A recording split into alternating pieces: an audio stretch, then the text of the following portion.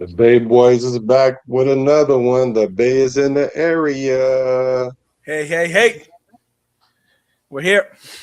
Are we live? Which team, by colors alone, is identifiable around the world? The autumn wind is a raider. Which team, by slogan, commitment to excellence, Pillaging just for fun. just win, baby? He'll knock you round, All those things then upside down, are the Raiders. and laugh when he's conquered and won. When you have great coaches, then after you have great coaches, you get great players. You have a great organization, and you tell them one thing: just win.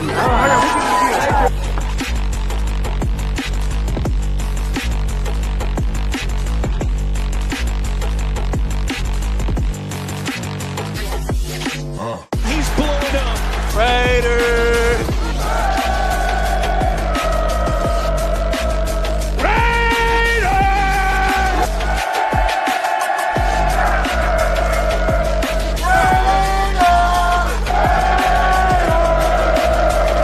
Just win, baby.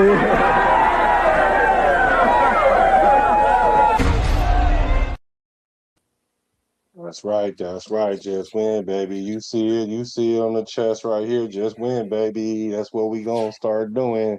We about to start winning. And you win in the off season. You don't show up and start winning. You win in the off season. It started already. We're on our way. Welcome to Bay Area Raider Talk.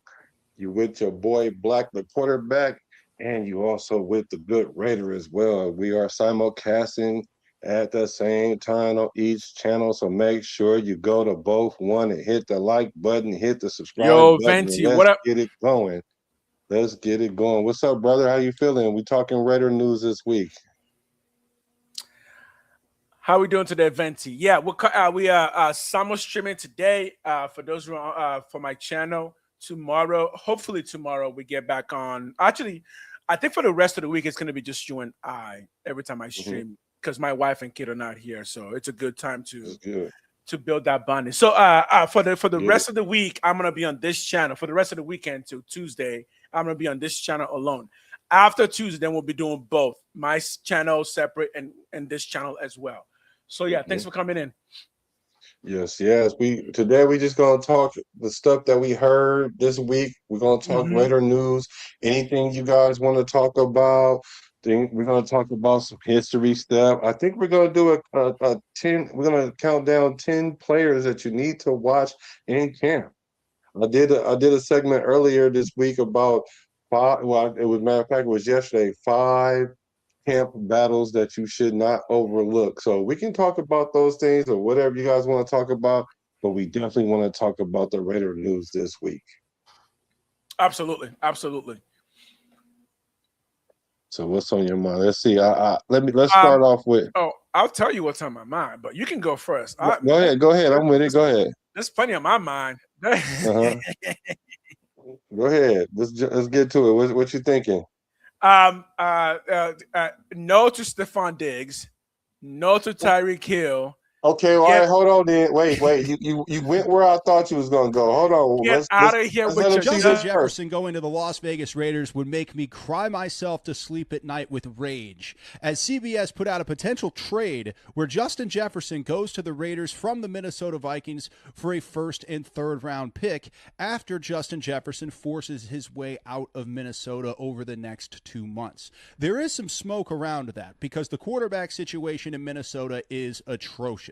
Kyler Murray looked awful in OTAs, and then he blamed that he's just not getting enough reps because Kyler Murray has never seen a situation in his life where he couldn't find a way to evade accountability, even after throwing back-to-back interceptions to start his final day of OTAs. So Justin Jefferson's in a situation where his quarterback will not be good.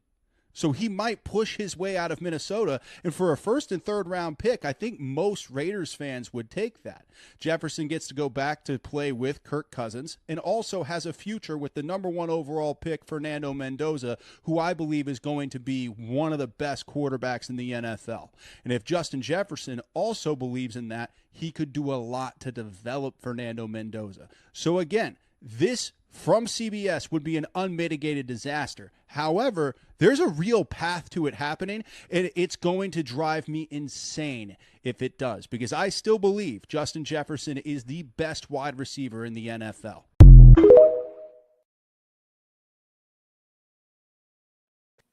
Actually, I already had I had a small response to it. My answer was just no. But sure, let's dig into it. Everything he said was right. Kyler Murray may not be a good quarterback. Okay, it's not my problem. Justin Jefferson may not have anyone to throw to. Okay, cool. You want me to give up a first and a third? My question is this: why? Why would I do that? What would I gain? What you would gain is the gravity of the defense, for one. You would gain an automatic number 1 wide receiver that everybody seem to think that we need. And even if we don't necessarily need one, if somebody like him of his caliber pops open, you kind of got a guy. And you have a shot, you kind of have to just roll with it unless he's going to be an issue in the locker room. And then you're going to gain at least an automatic 1,000-yard receiver, double-digit touchdowns. It's a lot of upside to it. Oh, and all of that makes sense in the sense that you get a great player who's also not a troublemaker. He's just a really, really good player. The number one issue with that I'm going to have in this instance is you bring him in this year. It does tell everybody else in the receiver corps that we're not really interested in developing you guys anymore, because guess what? If you bring in Jefferson, he becomes your de facto number 1, and now you got him and Brock Bauer, right? Those are your number 1 and 2. All right, where does that leave all the young talents that you just drafted? Well, wait. This is football. You always take the best player.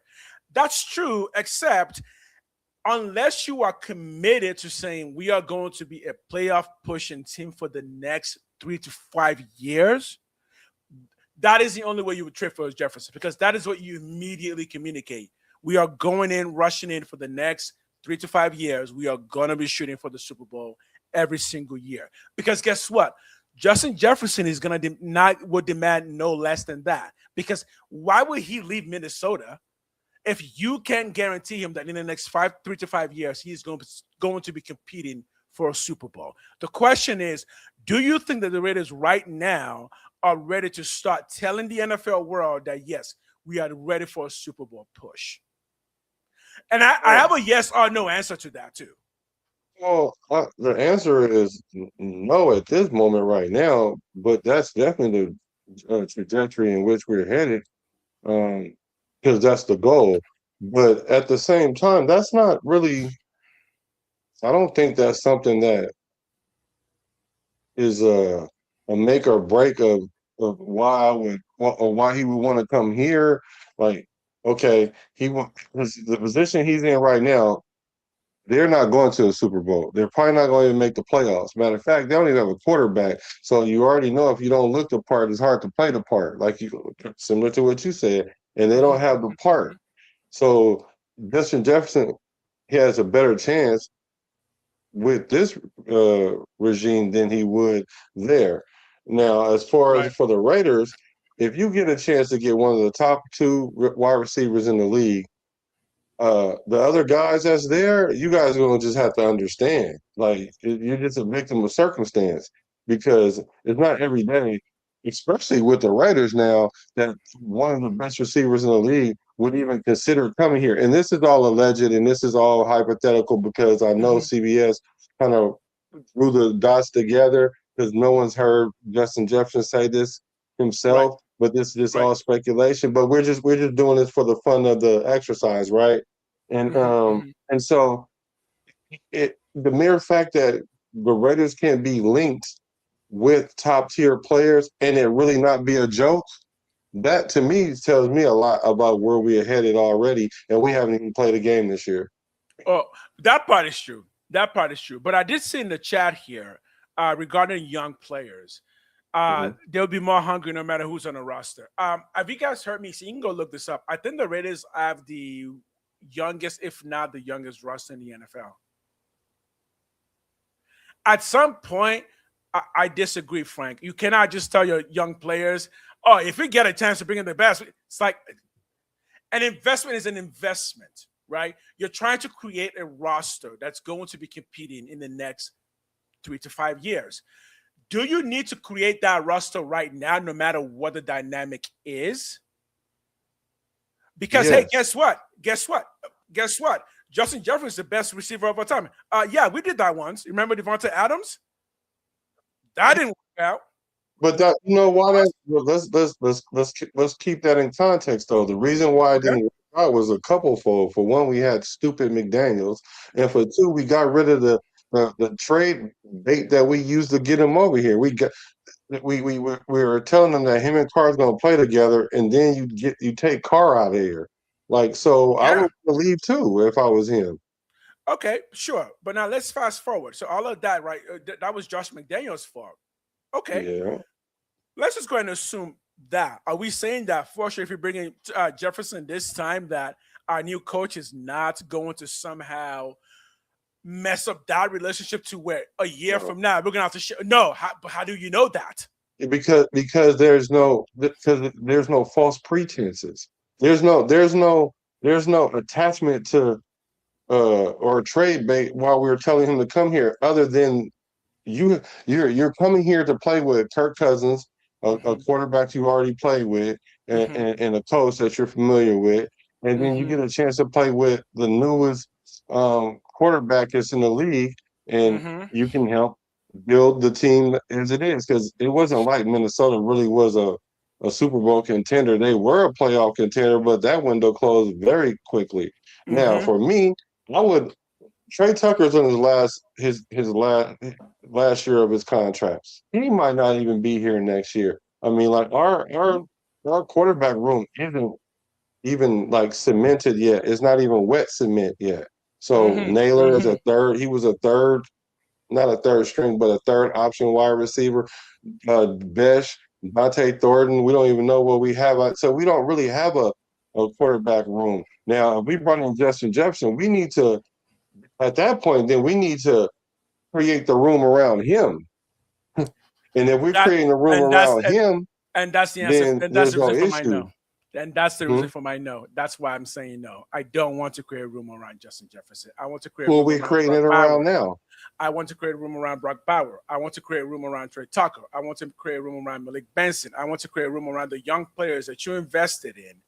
If you go and get the best wide receiver, you do so with the hope that you will win. But here, guess what? You're all new coaches, all of you. Rob Leonard is new, Clint Kubiak is new, and you want to bring a potential Hall of Famer wide receiver into all of that. Me being an organization, my answer is no. Guess what? We've done it before. It didn't work. We did it with Randy Moss. Yeah, Randy Moss had a bad attitude. Exactly. How many years ago was that?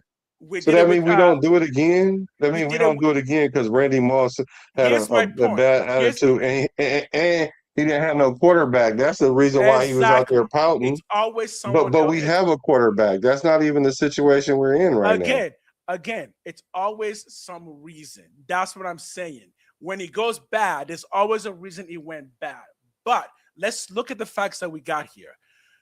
Sure, Randy Moss, that had an excuse. Antonio Brown, that also had an excuse. And Devontae Adams, that also had an excuse. Well, give me one time when we went in and got a big wide receiver that actually worked out with no excuses. Michael Crabtree.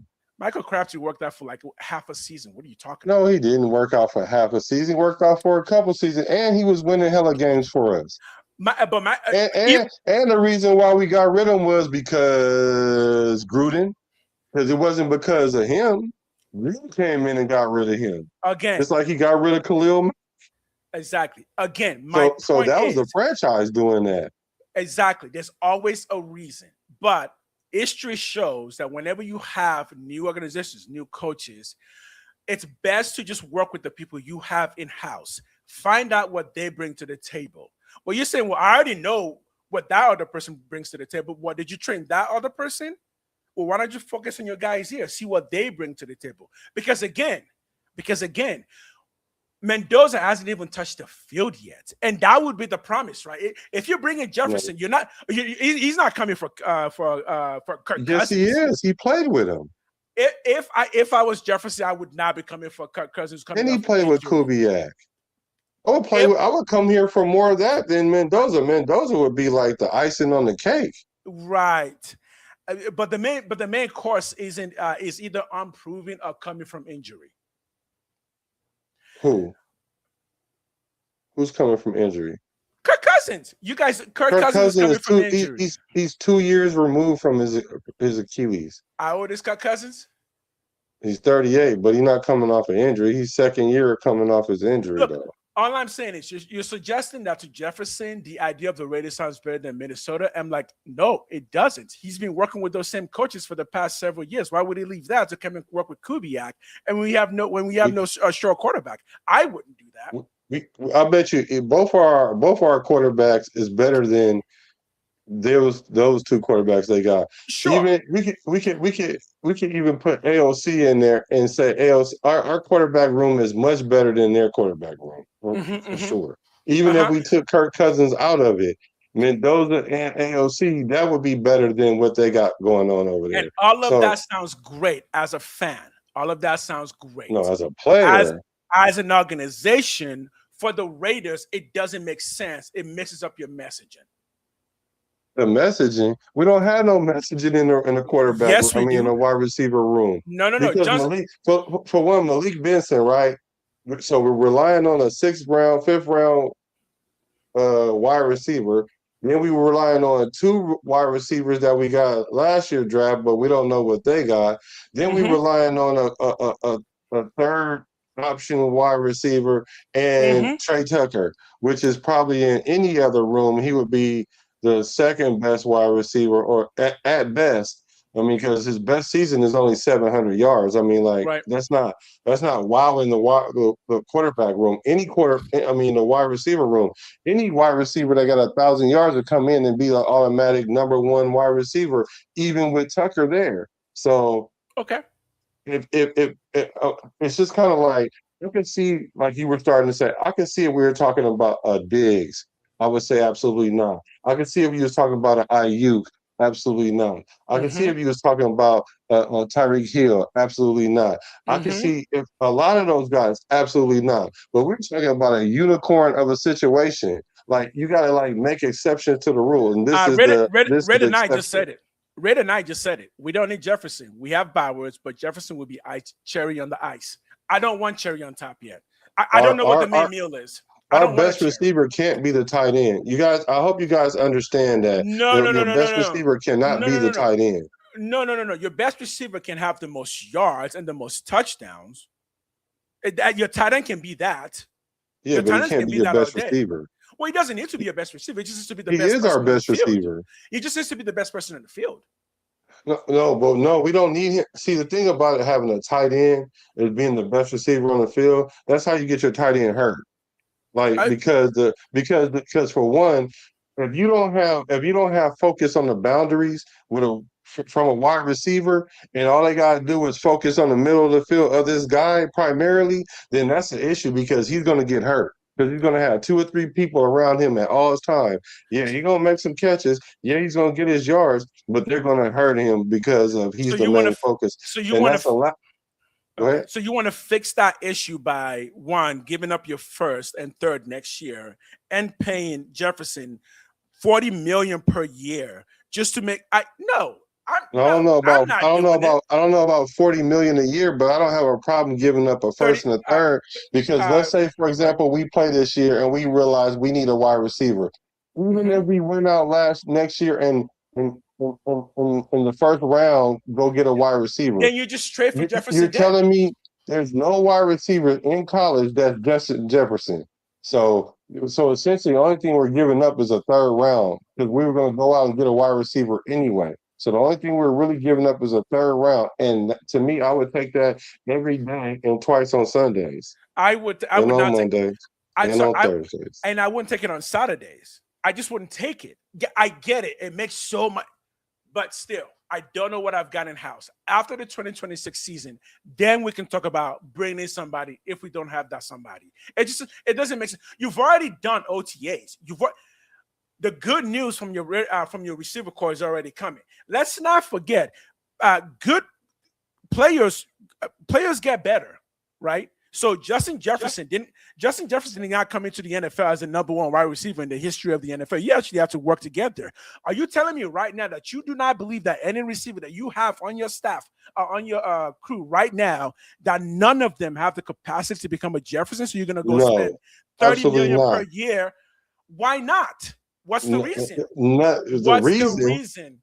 I'm going to tell you the reason why. Because did Justin Jefferson come into the league, trickled into the league, or did he come in being a boy already? He came in being a boy already. Like Tucker is ascending to that.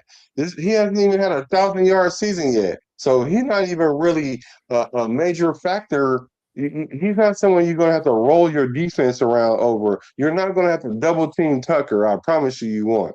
You won't. And it's funny because I just saw something that popped up on my ticker that says the Las Vegas Raiders is one of the worst position groups. Wide receivers is one of the worst position groups in the NFL. They're ranked number 26 according to whoever this Yahoo Sports, ranked 26 in the league. Mm-hmm. Right? So you telling me that we are so bougie at 26 in the league that we want to see what we have so we can try to elevate from there. And then we add Justin Jefferson, that automatically will move us up 10 spots just by having Justin Jefferson.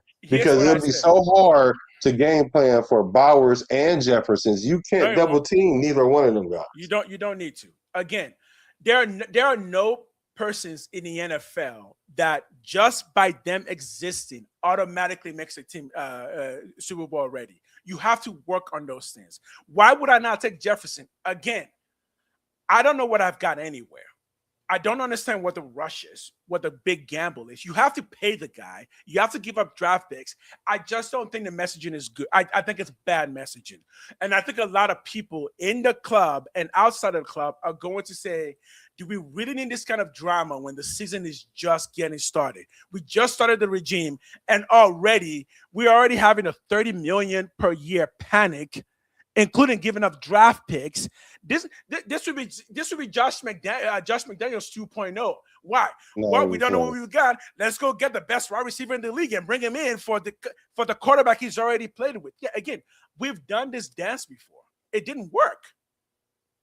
I know you're not comparing McDaniels to. No, I'm comparing. I'm comparing Justin Jefferson to Devontae Adams and Kirk Cousins to Derek Carr. Guess what? No. They're both equal. Yeah, but they are. I would agree with that. But we're not telling Justin Jefferson, hey, you guys are we're bringing you in for Kirk Cousins, because everybody knows Kirk Cousins is he's kind of like a parking meter in San Francisco or downtown Oakland. You better keep putting coins in that thing before it expires, because what's exactly going to happen is he's either going to play good and then we'll keep extending him, or he doesn't play good and he's going to go. But Jefferson will know that we already have a franchise quarterback. It's not like it's going to be some secret or something like ambushing him, unlike what happened to Devontae Adams, because you went from Derek Carr to Kano and Gardner Minshew. Like, come on, man. That will mess with you. Let's do some hellos real quick. Silver and Black Lounge. What up, Loose Skunk 5? What up? Here's what my thought on that is. Again, my song is kind of generally the same. We've got a good. We believe the general manager is good, right? We believe it. This is our Davis on words, right? We believe the general manager is good. We've got a good one. We've got a good head coach. We've got a good coaching staff. We got some good players in place. Guess what I say? Cool, we're going the right direction. Let's not F it up by panicking and trying to bring in the number one wide receiver in the league. I just don't think we need that. I think we can patiently build it, continue to build this thing that we've been doing for a bit of time. And I think in the next 2 to 3 years, then we'll be having a conversation of who do we bring in to get us to the Super Bowl? Because again, if you bring in Jefferson, is it going to get you to the Super Bowl? Then why would you bring him in if he's not going to get you to the Super Bowl? Guess what? We won 4 games last year. No, he's a piece that's going to get us to the Super Bowl. There's not no one player that's going to get us to the Super Bowl. Bringing in Mendoza is not going to be what brings us to the Super Bowl. What's going to bring us to the Super Bowl if we can collectively get a roster of 53 players or however many to 52, 53 players that's all in on the same agenda. And if we can go get a player of the likes of Justin Jefferson, this is like I'm saying, any other player, I would agree with you, right? Right. Any other player, I would agree with you, right? Any like mid-level wide receiver or whatever, I would agree with you. But this is one of them situations like if you have like a rocky relationship, but you're trying to see where it go.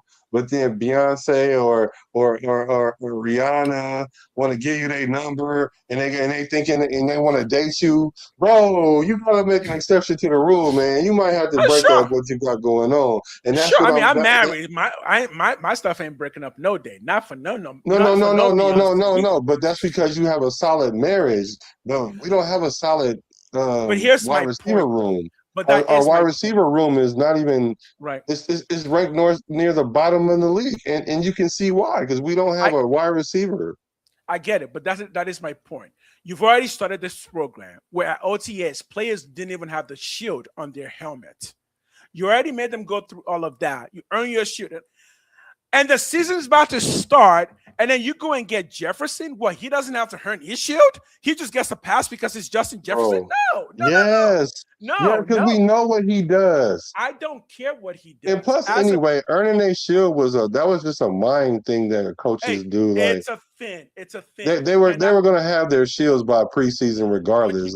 But you can't ruin your messaging. It just reeks of panic. It reeks. The Raiders is not the best at messaging. I don't think that's what we lead with. But what do you think about this though?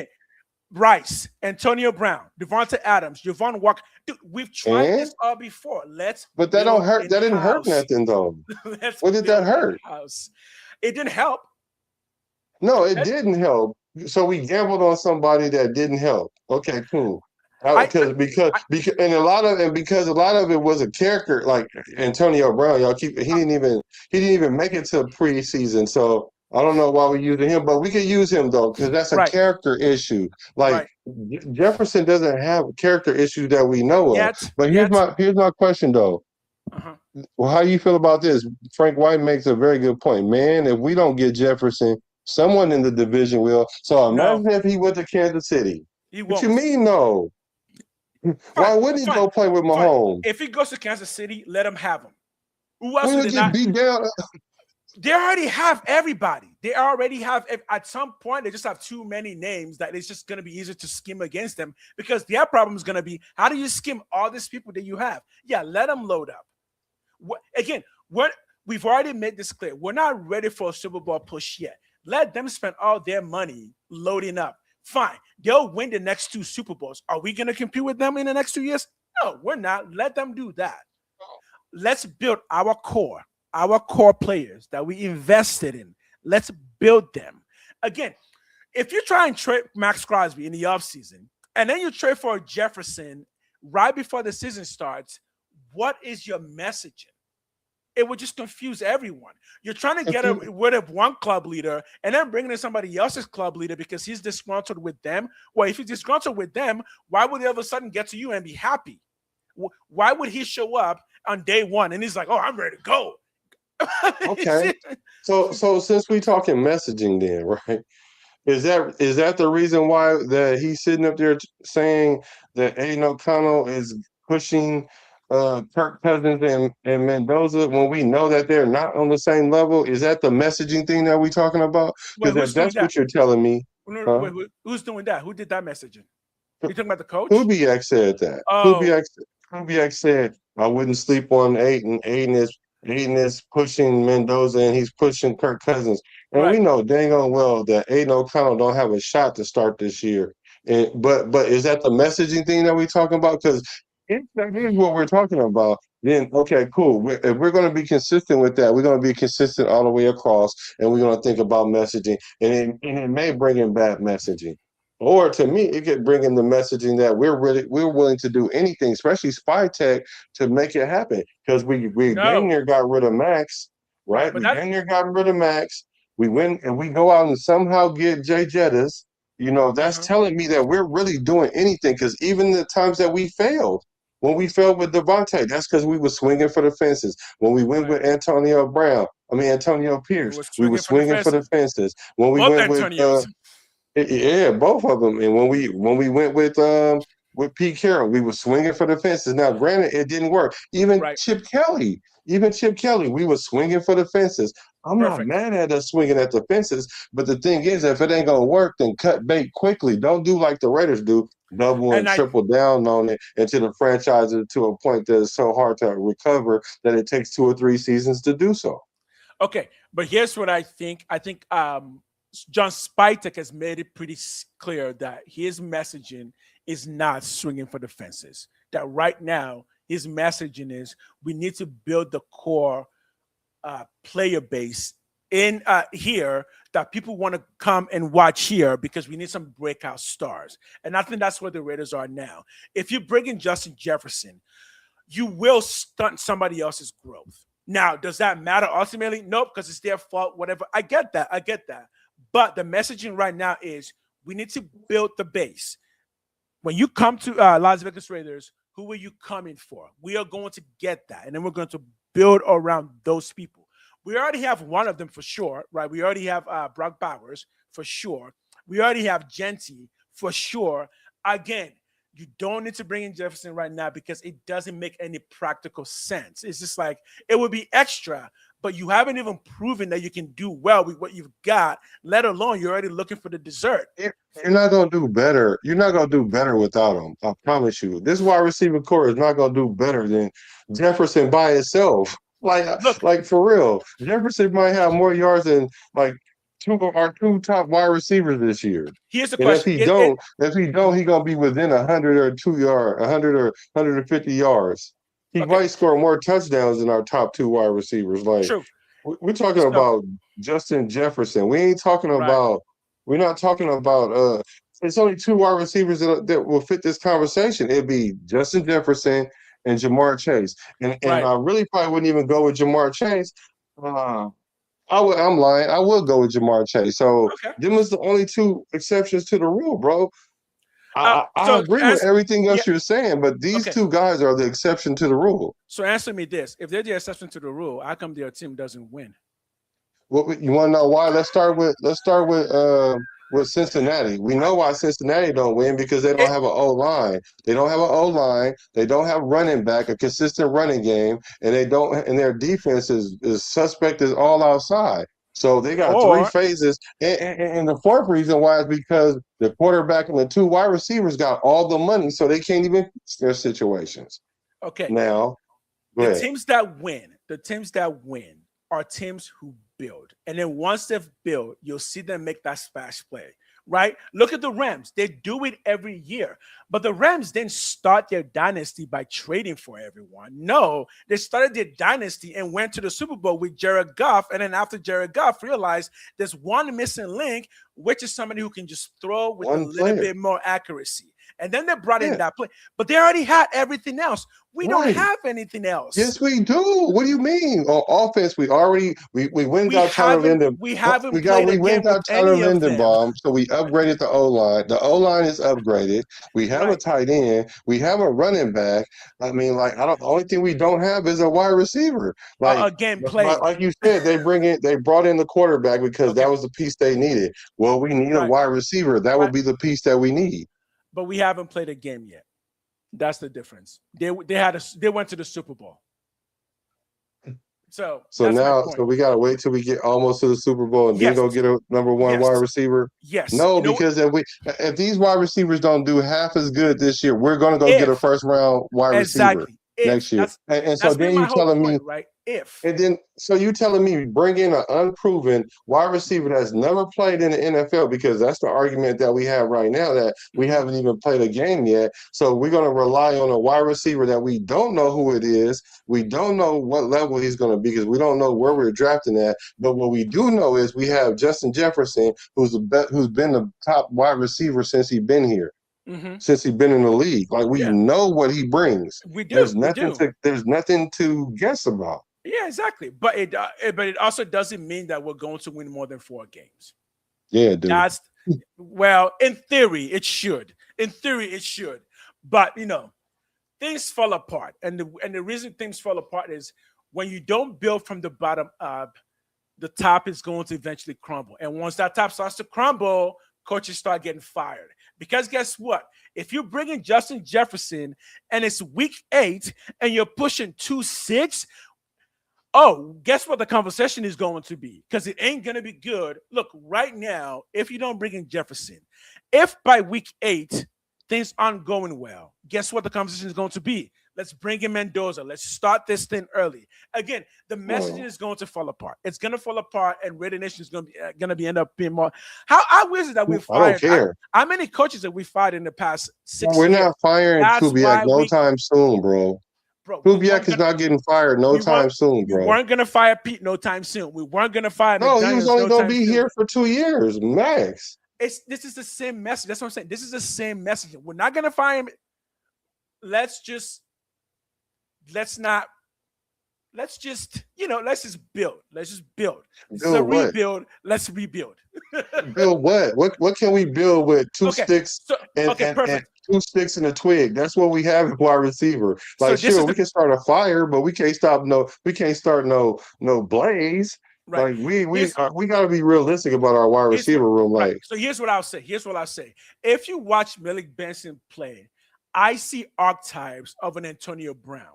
He has enough playing time in college through 3 programs, so he knows he's NFL ready. Some reason, though, he's not quite breaking out. If you give him a season, maybe 2, see what he's got, you might get a breakout. Because guess what? Before Max Crosby became Max Crosby, what was Max Crosby? Some random 4th-round pick from some down college in East Michigan that nobody knew about. Again, this is why rebuilds exist. If you could just spend your way into the Super Bowl, you would. But teams cannot spend their way into the Super Bowl. They can spend their way to win the Super Bowl. The Raiders are not ready to spend their way to win the Super Bowl. We need to build what we have to become something that can be in the Super Bowl. That's my argument. Well, you got to spend some money to get to the Super Bowl. You can't spend money to win it. We already got to spend money. But you got to spend money to get to it. Look at the Rams. What do you think they're doing? The Rams have been competing for a Super Bowl for the past 5 years. They keep throwing more money at it. Tyler Lindenbaum, we signed him. N'Kobe Dean, we signed him. Quay Walker, we signed. How many people did we sign this year? How many people did we sign? We had to. We didn't have nobody. We had to.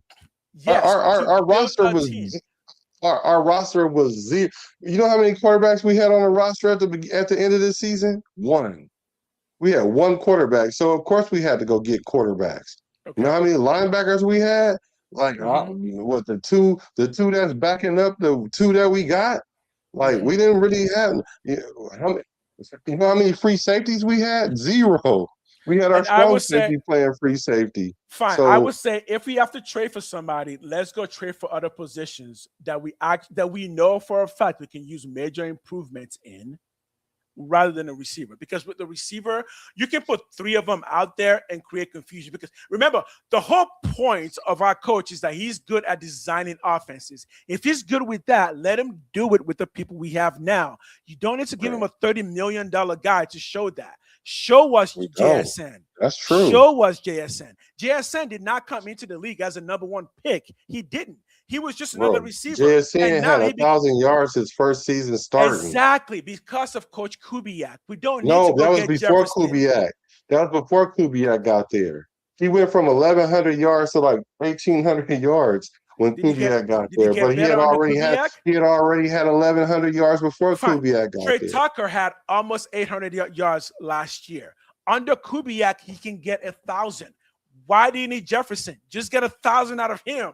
That's my point. Do you hear yourself? So Yes. with Kubiak, we can make Trey Tucker the bottom level of what JSN was before he even got to Kubiak.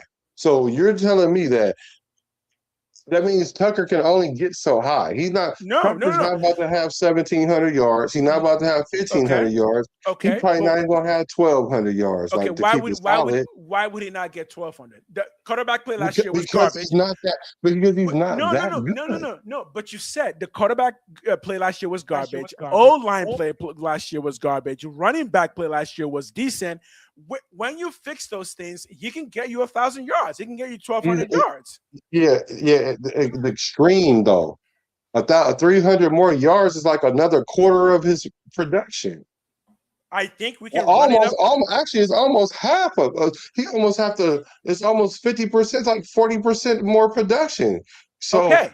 So let's just say we shore up all those things that we were just talking about, and then he barely gets to 1,000 yards. And what I'm saying to you is JSN was already that before even Kubiak got there. Okay, so he was already a 1,000-yard receiver. So now we're building up a 1,000-yard receiver. So what we think he gonna be like 1,200 the next year after that? No, he's gonna cap out because Tucker is not. As much as I love Tucker, he is not that good. And we're not scheming that great because it's not about just scheme.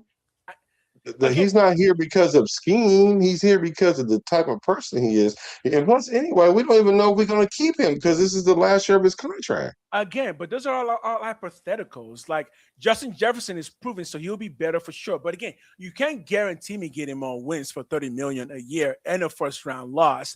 But he's incredible. It's like, yeah, but so is Bowers. Okay, let's say, what about this? What about Trey Tucker with Kubiak gets 300 more yards? Now he's at 900, just 300 more yards. Actually, at 300 more yards, he'll be at 1,000. And then let's say Brock Bowers gets 250 more yards. I mean, let's play Moneyball, right? You want to get Jefferson, right? No, I don't want to. Let's play Moneyball. I've got receivers. Let's say I've got 3 of them. For the price of a Justin Jefferson, let's just spread it on what they can do. The scheming will be better because if you bring in Jefferson, guess what? Now, everybody knows Jefferson is your game plan. No, you don't know that because he might be the game plan, or it might be Brock Bowers might be the game plan. But I know one thing. One thing though, you gotta scheme. You gotta, as a defensive coordinator, you have to scheme both of them week in and week out because you don't know who they're gonna go to. You don't know who the Raiders are gonna prioritize. Now, I don't fully agree with what but Lou now, just if you said. get 3 wide receivers, 3 mid-tier wide receivers, they're not scheming for them. They're not scheming for Tucker like that, I promise you. They're not scheming for Bench like that. They're not scheming for Dante Thornton. They're not scheming for Naylor. The defenses are not going to be scheming for none of them. I promise you.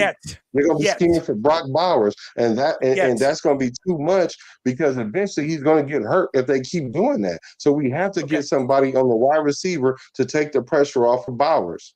Okay, so here's my answer to that. You're right. They're not scheming for them. They're not scheming for them yet. The whole point of bringing in a Kubiak is to show that you need to scheme for these guys now because Kubiak knows how to scheme for them. That's the whole point. If you bring in a Kubiak and then say, "Oh, dude, he cannot fix his wide receiver room. Let's go get somebody." No, the whole point is this: let them scheme for what Kubiak is going to do. And Lou just said it right. And he said Tim Brown was homegrown. Do it the right way.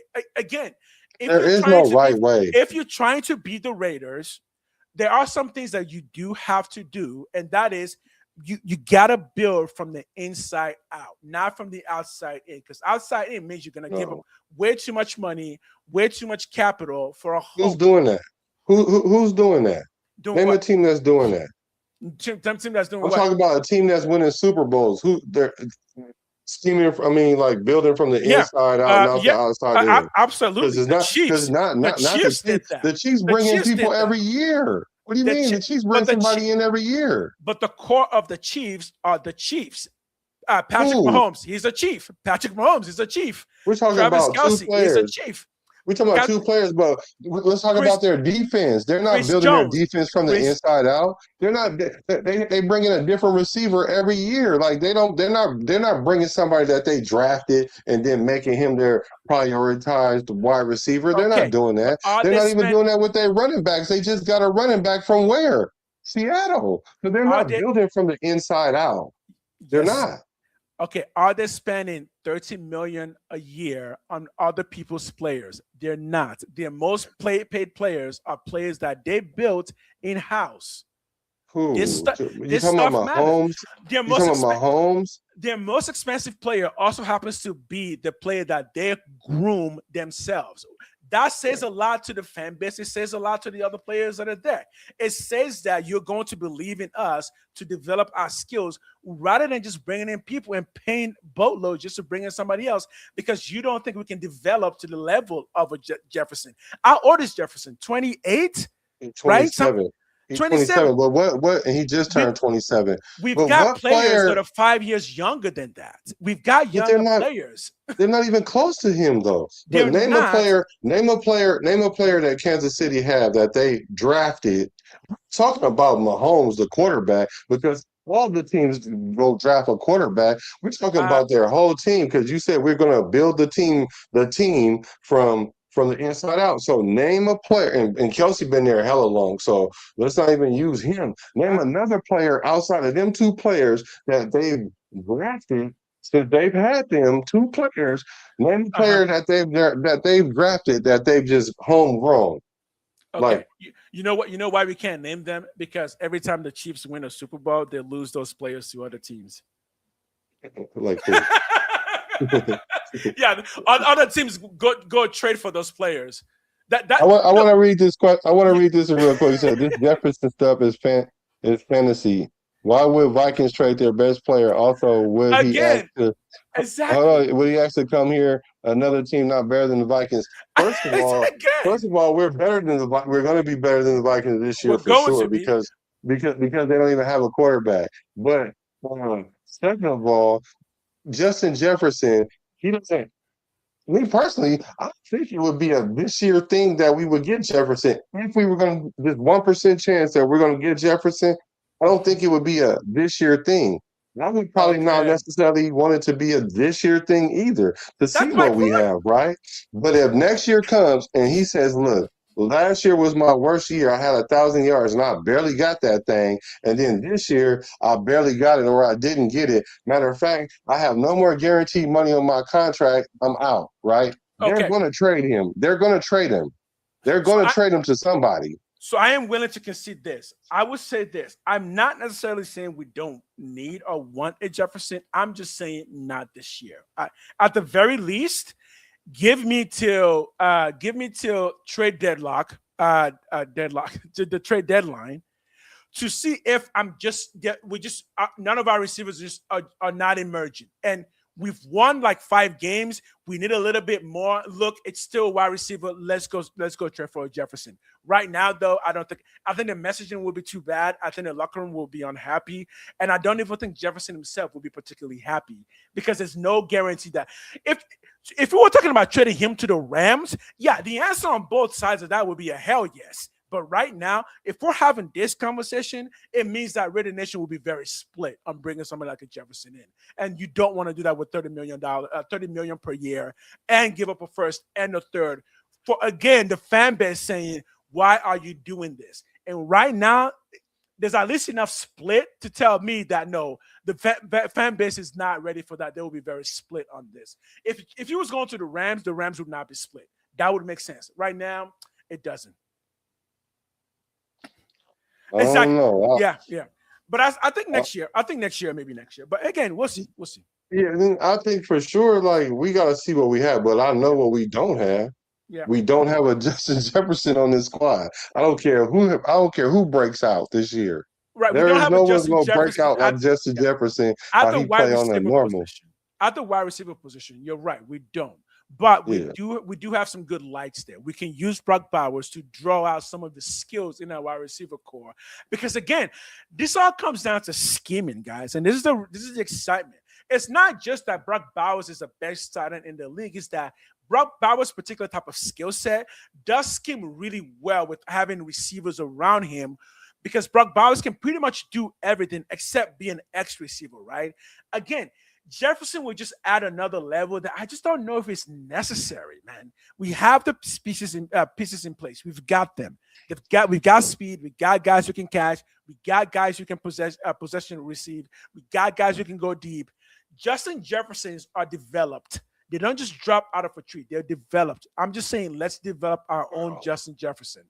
If he want to leave Minnesota, that'll be him dropping out the tree. I promise you. If he want to leave Minnesota and play with Kirk Cousins and Kubiak, and he feeling what the Raiders doing, and he want to wear that silver and black because most players want to wear that silver and black, then he will fall out of a tree.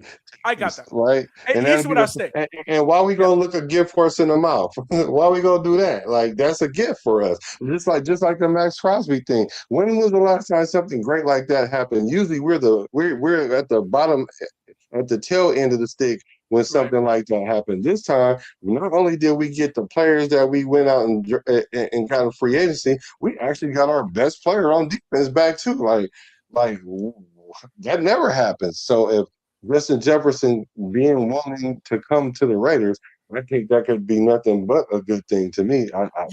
If it's like he just wants to come to the Raiders, that's just his dream. Oh yeah, then bring him on. I have no issues with that. But at that point, the messaging will be different. If Jefferson's just like, yo, no, I want to play for the fucking Raiders. I'm a Raider. Oh yeah, that's a completely different messaging. Yeah. Okay. I see what you're saying. Yeah, exactly. Like we're just talking speculation. Yo, if you actually want to come to the black hole, brother, right? You're gonna have the best fan base in the world. I guarantee you that. But right now, I don't think he wants to. I think there's just a lot of people making noise around him. Oh yeah, we know it's just noise because it's that time of year, and somebody just took a dot from way over here and a dot from way over there, and then just drew a line, to it, and it was a straight line. So everybody was like, "Well, ain't nothing else to talk about." So we're going to talk about Justin Jefferson. So someone's sitting up there going, "Minnesota's really cold. Las Vegas is good weather. Let's connect the dot. He might like that." Yeah, he might exactly. Right. Because even so much that because normally if something sounds so egregious, I wouldn't even touch it, right?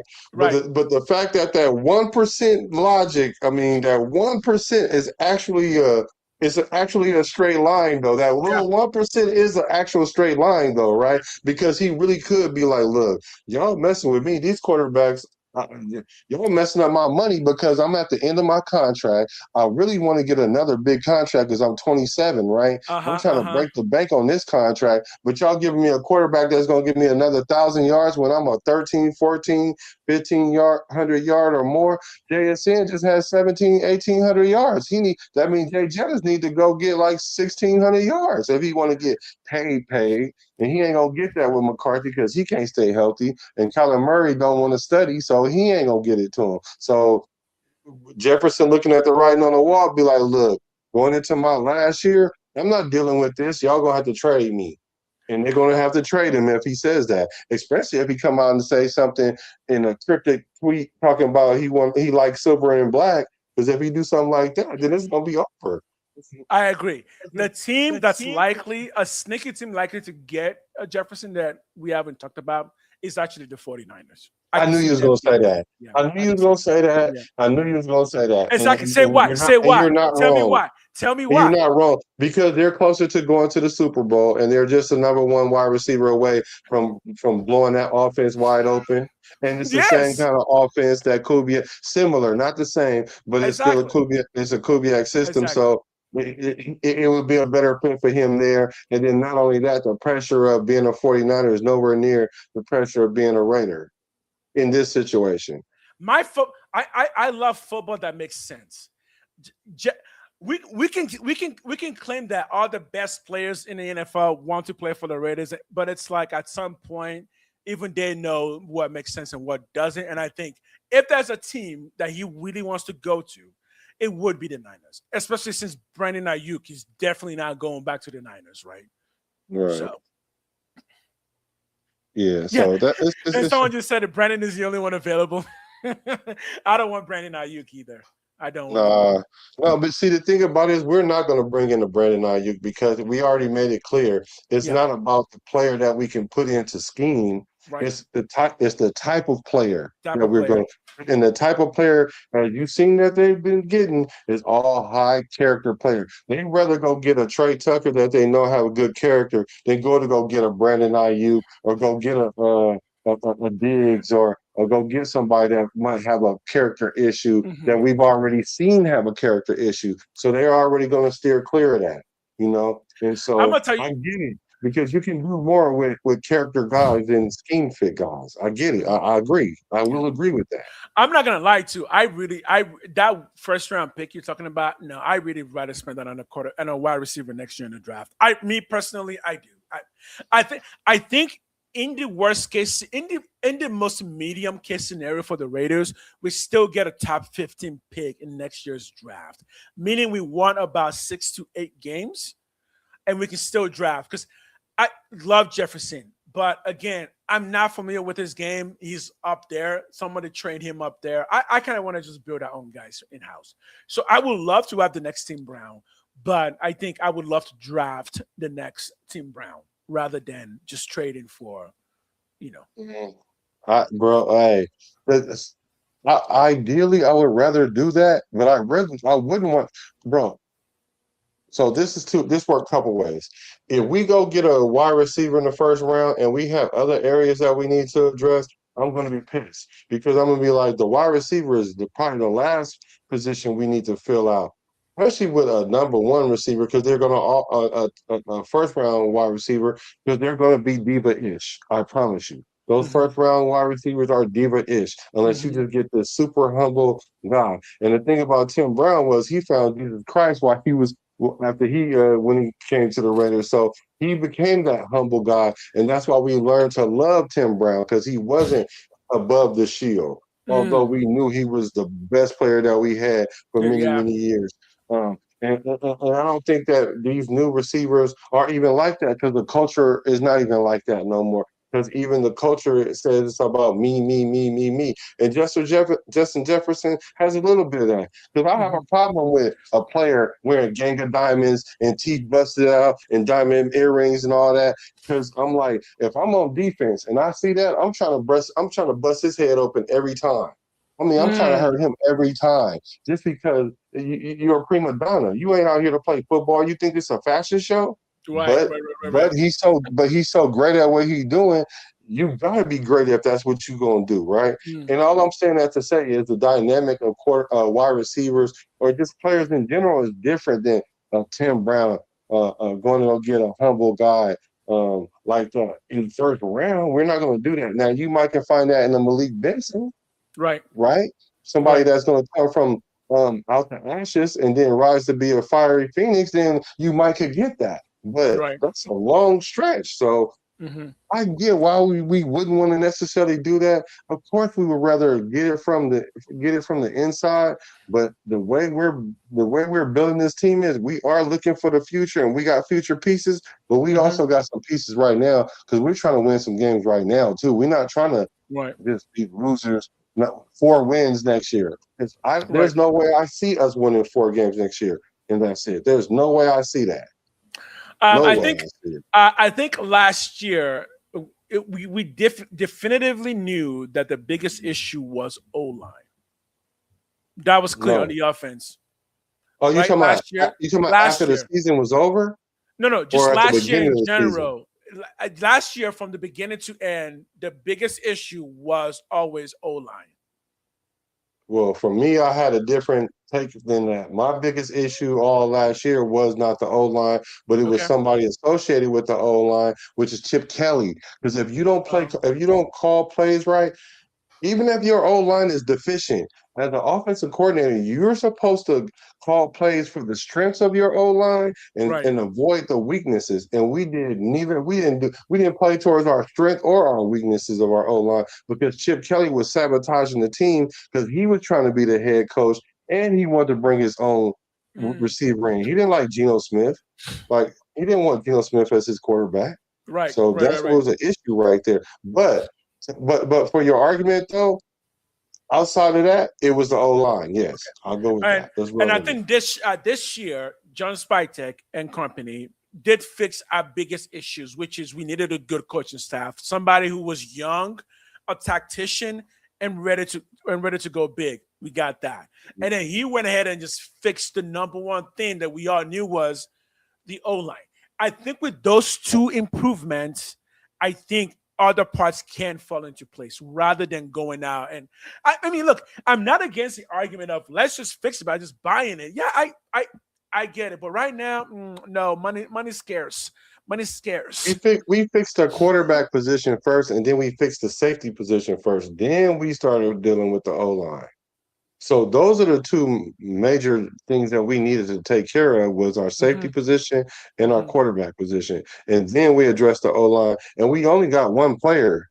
Yeah. Cause we got a free agent and we got one player in the draft from the O-line. Yeah.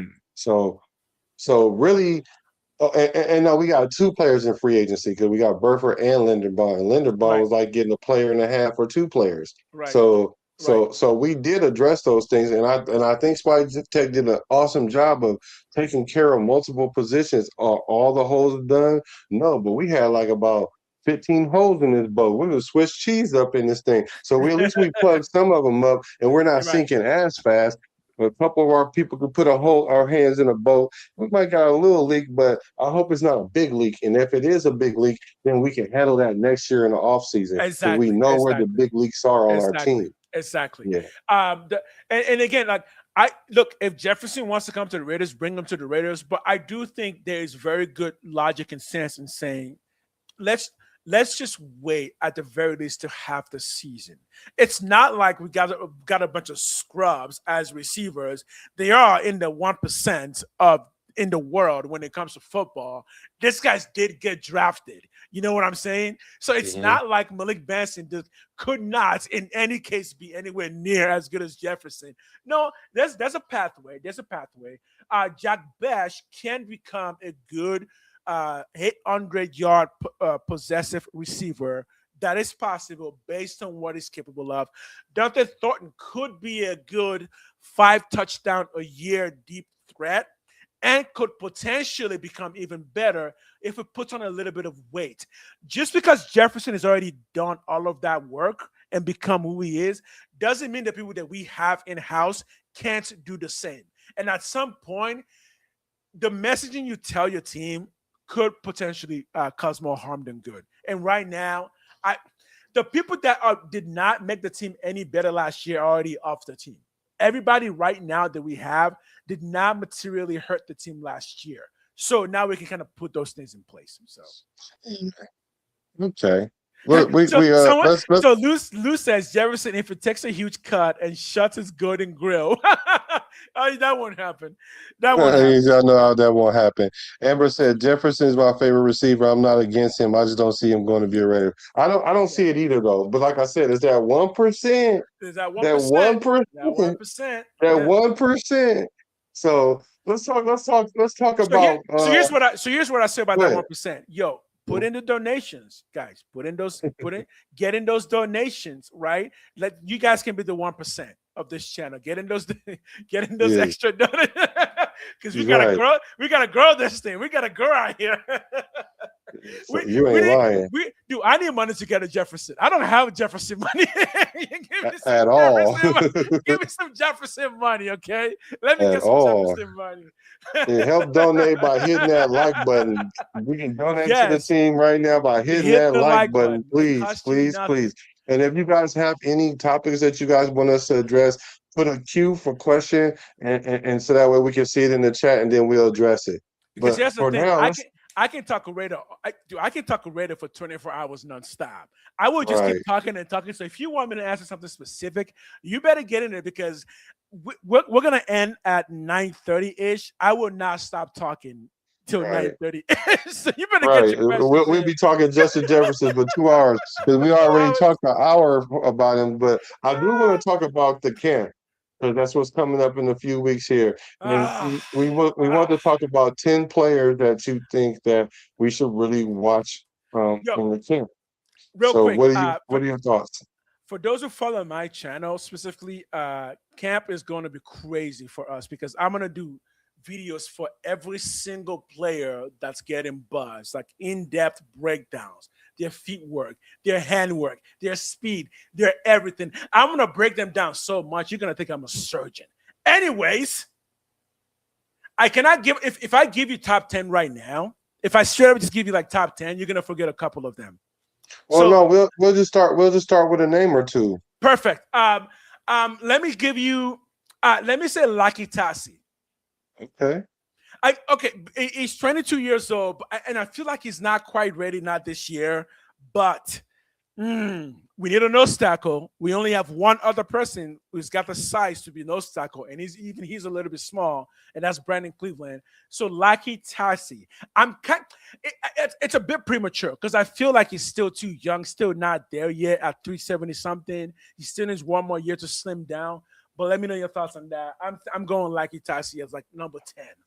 I think Tassi is good. The thing about him is he's still like a project. Yeah. So being that he's a project, I don't think they're gonna get rid of him. But as far as watching him to see what his growth is, that's gonna be interesting to see because we know that if he does hit, it's going to be troubles because now it's going to look like Spytek was a genius. We held off on the D tackle, and he kind of was like, "We got some players in here that we want to see." Because similar to the wide receiver group, like you guys are saying, I can see that the wide receiver group is limited, but our D tackle we don't know because Tassi, he played some. I mean, we don't know what he got yet. JJ Pagias, he played fairly decent. But what's our other guy named Tonka Hemingway?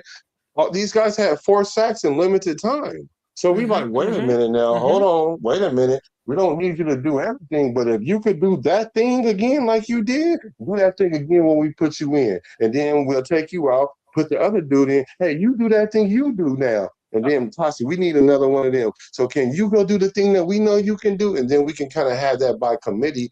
And then we can homegrown that until somebody rises to the top like Cream, right? So I'm with you on that. I could see that as number 10, and I would agree with you at number 10. Give me a quick second. Apparently, we signed somebody named Bonito Jones. Who is that? Oh, yeah. He's a D tackle. 6'1", but 335. Wow, yeah, that's a nose. Oh, but he got 3 sacks. Oh, 3.5 sacks. Okay, that's a nose. That's definitely a nose from Dolphins. It looks like. Yeah. So we gotta see what he brings to the table. I may have to look. Yeah, actually, this is interesting because at 335, you don't usually get 3.5 sacks. That's good. That's really good. Okay. Yeah. Someone just put that in chat. I didn't know when we signed him because he's not showing up on the official Raider team list yet. Right? I don't see him. Yeah, he's not showing up yet. Okay. So that gives us around 3 nose tackles size-wise. Brandon Cleveland, we drafted him in the 6th, I believe. He's also 325, so that's good size for a nose. So that means now we've got 2 for sure nose tackle size players. Yeah, that's something. Yeah, he's on the active roster though. He is. Yeah, so that's my number 1 to watch on camp. Yeah. So here's a question. She said, Amber says, "Will AOC be QB too?" I'm gonna let you go first because I don't want to. No. Because I'm anti AOC according to the stats. Let me put it this way, Amber. Love you, man. Thanks for coming in. No. No. Look. There's a very good chance AOC might get traded, by the way. I'm so sorry. Yo, there really is. There's a good chance he might get traded. Because look, AOC is a solid backup that I've said many times. In a pinch, AOC can win you a big game because he has that kind of mentality. Those are the type of players that are just backups for a Super Bowl, for a team that's running for a Super Bowl. a team that might actually ask for him would be like New England Patriots. Mhm. So I don't see him being backup for us. I don't even think it's good that he is, if he is, because that is, again, messaging that'll just look weird. Am I saying we should trade him right now? I guess I am. No, I mean, I love AOC. I do. I just no. Give me your answer. Let me know. Well, surprisingly, I can say yes. The reason why I say I think he's going to be the QB too, only in this condition though. Okay. He's going to be the number 2 because he's going to be like the safety net for Kirk Cousins to keep Mendoza off the field. Now, if Okay. let's say if Kirk Cousins is near the trade deadline and he's not hurt, but he's playing not so well. Let's say we're like 2-6 or something like that. Then we probably gonna get rid of AOC and we're gonna trade him with the trade deadline because somebody's gonna need a quarterback at that point, and then we'll just probably rock with Mendoza. Now, if for whatever reason that Kirk Cousins is playing good, then we probably still get rid of AOC. You know what I'm saying? So I can see AOC being traded. We're just gonna hold on to him as long as we can as a security blanket to keep Mendoza off the field, unless we are confident that if something does happen to Kirk Cousins, we're gonna go straight to Mendoza. And and this is what we're not privy to. If they really, really want to keep Mendoza off the field for the full year, then we're going to keep AOC for the full year. Yeah. I know people want to talk about AOC. I just, a part of me feels like there just isn't a conversation there. It's like there isn't. Yeah, like what's the conversation that I feel like the AOC conversation is heavily forced.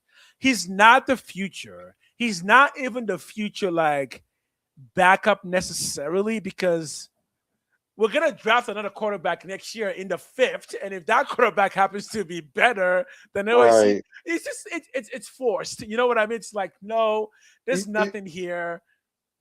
You know what's you know why it's forced though? Because of the thing that you said earlier is that they want to grow a player homegrown, and AOC is homegrown. Although he was brought in by McDaniels, I don't trust nothing McDaniels did. Oh, that's not Nothing. true. That's not true. Don't leave his channel, but leave mine if you want, because I don't give a. Who said he gonna leave? I liked McDaniels. I don't like McDaniels. I liked McDaniels.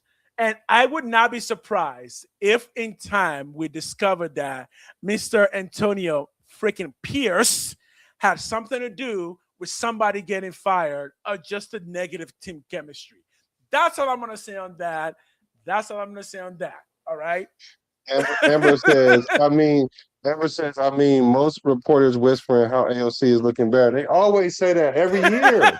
They say that every year about him in camp. Every year. They say that about him every year, and every coaching staff says, hey, AOC is the consummate pro. We love him. He's a great kid, but they don't never start him.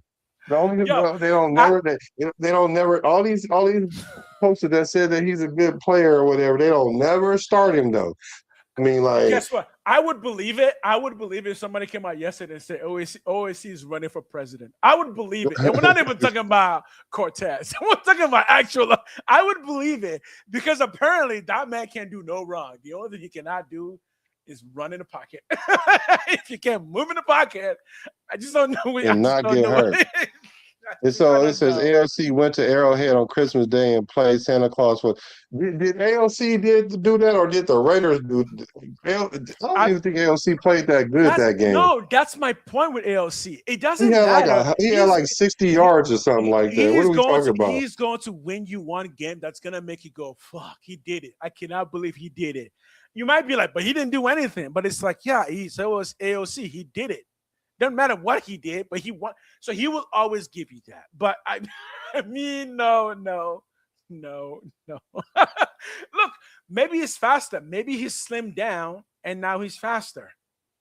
Or maybe his mustache got bigger. I don't know.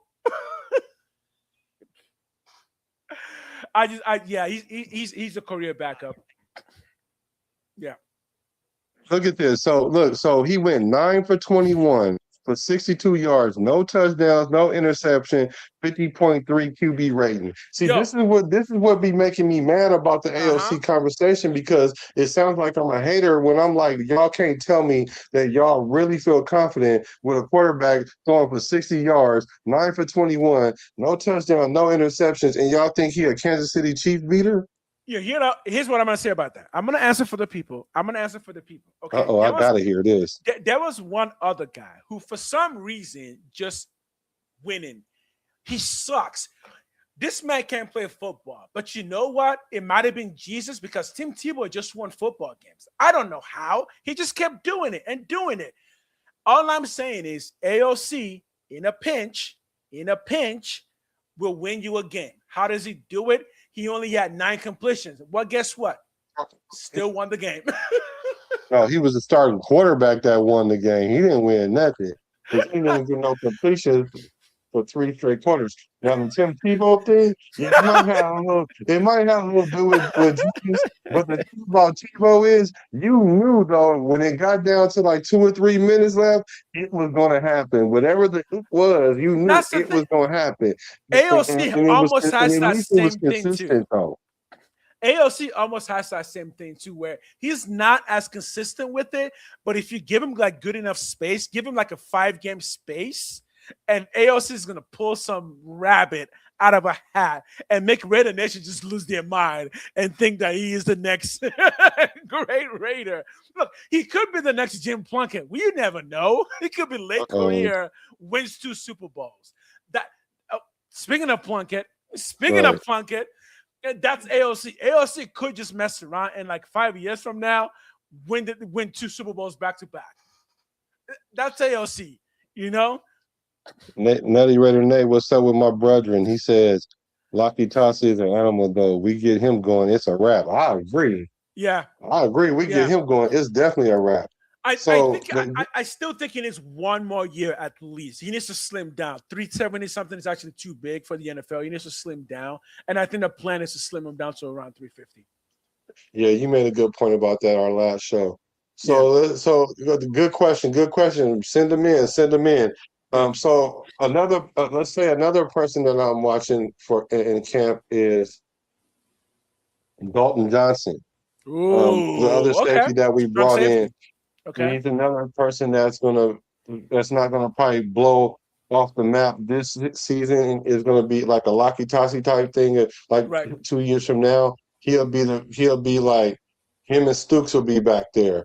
Him and Stooks, because he's a strong safety that can cover. And that's what we're lacking. We have great strong safeties as far as box safeties.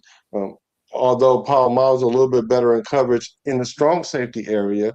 But I think Dalton Johnson is more natural at covering, and he's also the type that can go in there and make tackles in the box, and he can just play the nickel as well. So he's more versatile than what we have. So I think this year in camp, I want to see exactly how far he jumps off that springboard, because a lot of people are sleeping on him, and he really might just surprise a lot of people. Not saying that he's going to start like Stooks, but what I'm saying is, and he's going to get his turn in packages, because like I said, it's not about who's starting so much as it is who thrive in what packages. Because we have a lot of players that can play different ways, and we're very versatile, because that's what we wanted to do, because it makes us unpredictable. When he was drafted, that gave me the first clue to just the concept of chemistry that they want on defense, because he is best friends with Stooks. They played in the same college. So that should make the communication in the back there a little bit easier to process. And when it comes to DBs, communication is really key. It's like really vital. Telling each other or knowing how to tell each other when somebody's breaking off or when you need to break off to cover somebody. So being able to create that chemistry in the back there, that would be really vital. So again, 1 year, 2 years, something could come off that. Yeah, that's how you avoid blown coverages, is the communication. Because you don't want to give up, because like our tendency is to stop the run, not give up big plays, and so with that being said, you don't want to you don't want to miscommunicate and give up a big play.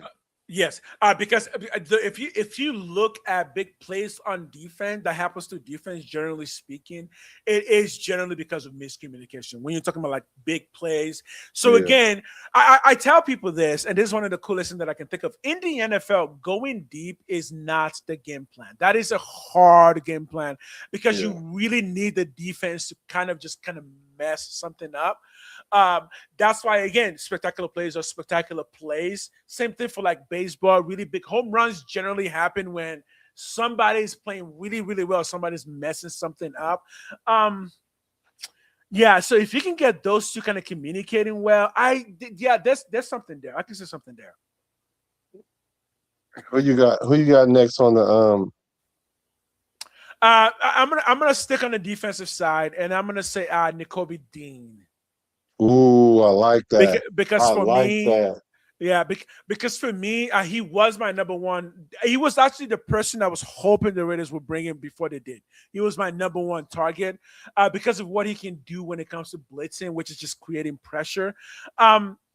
Reason why is the number one thing that our defense has been lacking is actually pressure. Even though Max Crosby is good, Max Crosby by himself doesn't create enough pressure.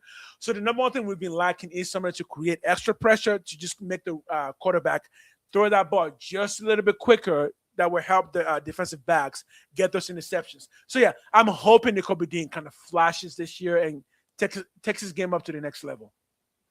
I think he'll flash. I just hope he don't get hurt. Yeah, well, yeah, that's kind of That's always my a thing only with concern. football. Yeah. Well, Yeah. no, football is injuries is an inherent risk. I get that, but there are some players that's inherently get injured more than others, and he's one of them. And I hope he just don't get hurt this year. I hope the injury bug escapes him for a couple years. You know what I mean? Like, and if it is something minor, something that's not going to require you to lose like half the season or something like that, because the last thing we need to do is let that be the position that we are lacking is the linebacker position, because you don't want to be soft in the middle of the field. And not only that, we're relying on a lot of that pressure that you said we can't. No, it's not that you said, because it's true. The pressure that we can only getting from Max, because he can't create enough pressure on his own. Because even when he creates the pressure, we don't have somebody to finish it off. So we need that linebacking core to be stout. But like you said the other day, though, then that just kind of throws the 3-4 out the window, and then we got to go with Quay Walker in the middle of the field. Exactly. Yeah. So again, I've said that Rob Leonard's defense is going to be versatile, and the versatility is that if somebody goes down, can we quickly shift to something else to keep the game going? So when it comes to injuries, I might be a bit of an outlier here, but I do tell people to be nicer to NFL players, because certain positions are just going to get injured more than other positions.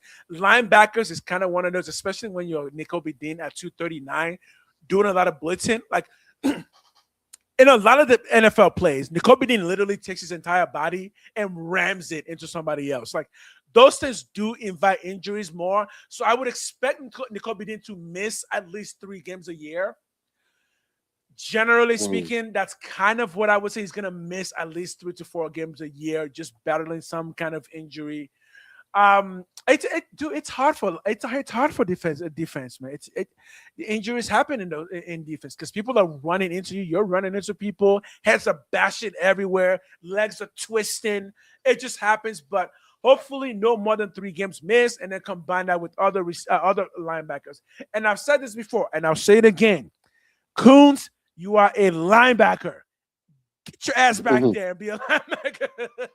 It's funny that you say that, because the person I picked next is Malcolm Koonce. Okay, let's talk about Koonce. I'm watching him more so in the season because we need him to get the sacks, but I'm trying to see what he's going to bring to the table before we get to see the results, because we should see him start the trend. He needs to start bleeping on that radar. Like how well people talk about ALC does during camp. I need to hear some things about Kuntz. I don't need Kuntz to be missing all year and then all of a sudden he get a sack and then he jumping up and down with Max like he been doing this all season. Exactly.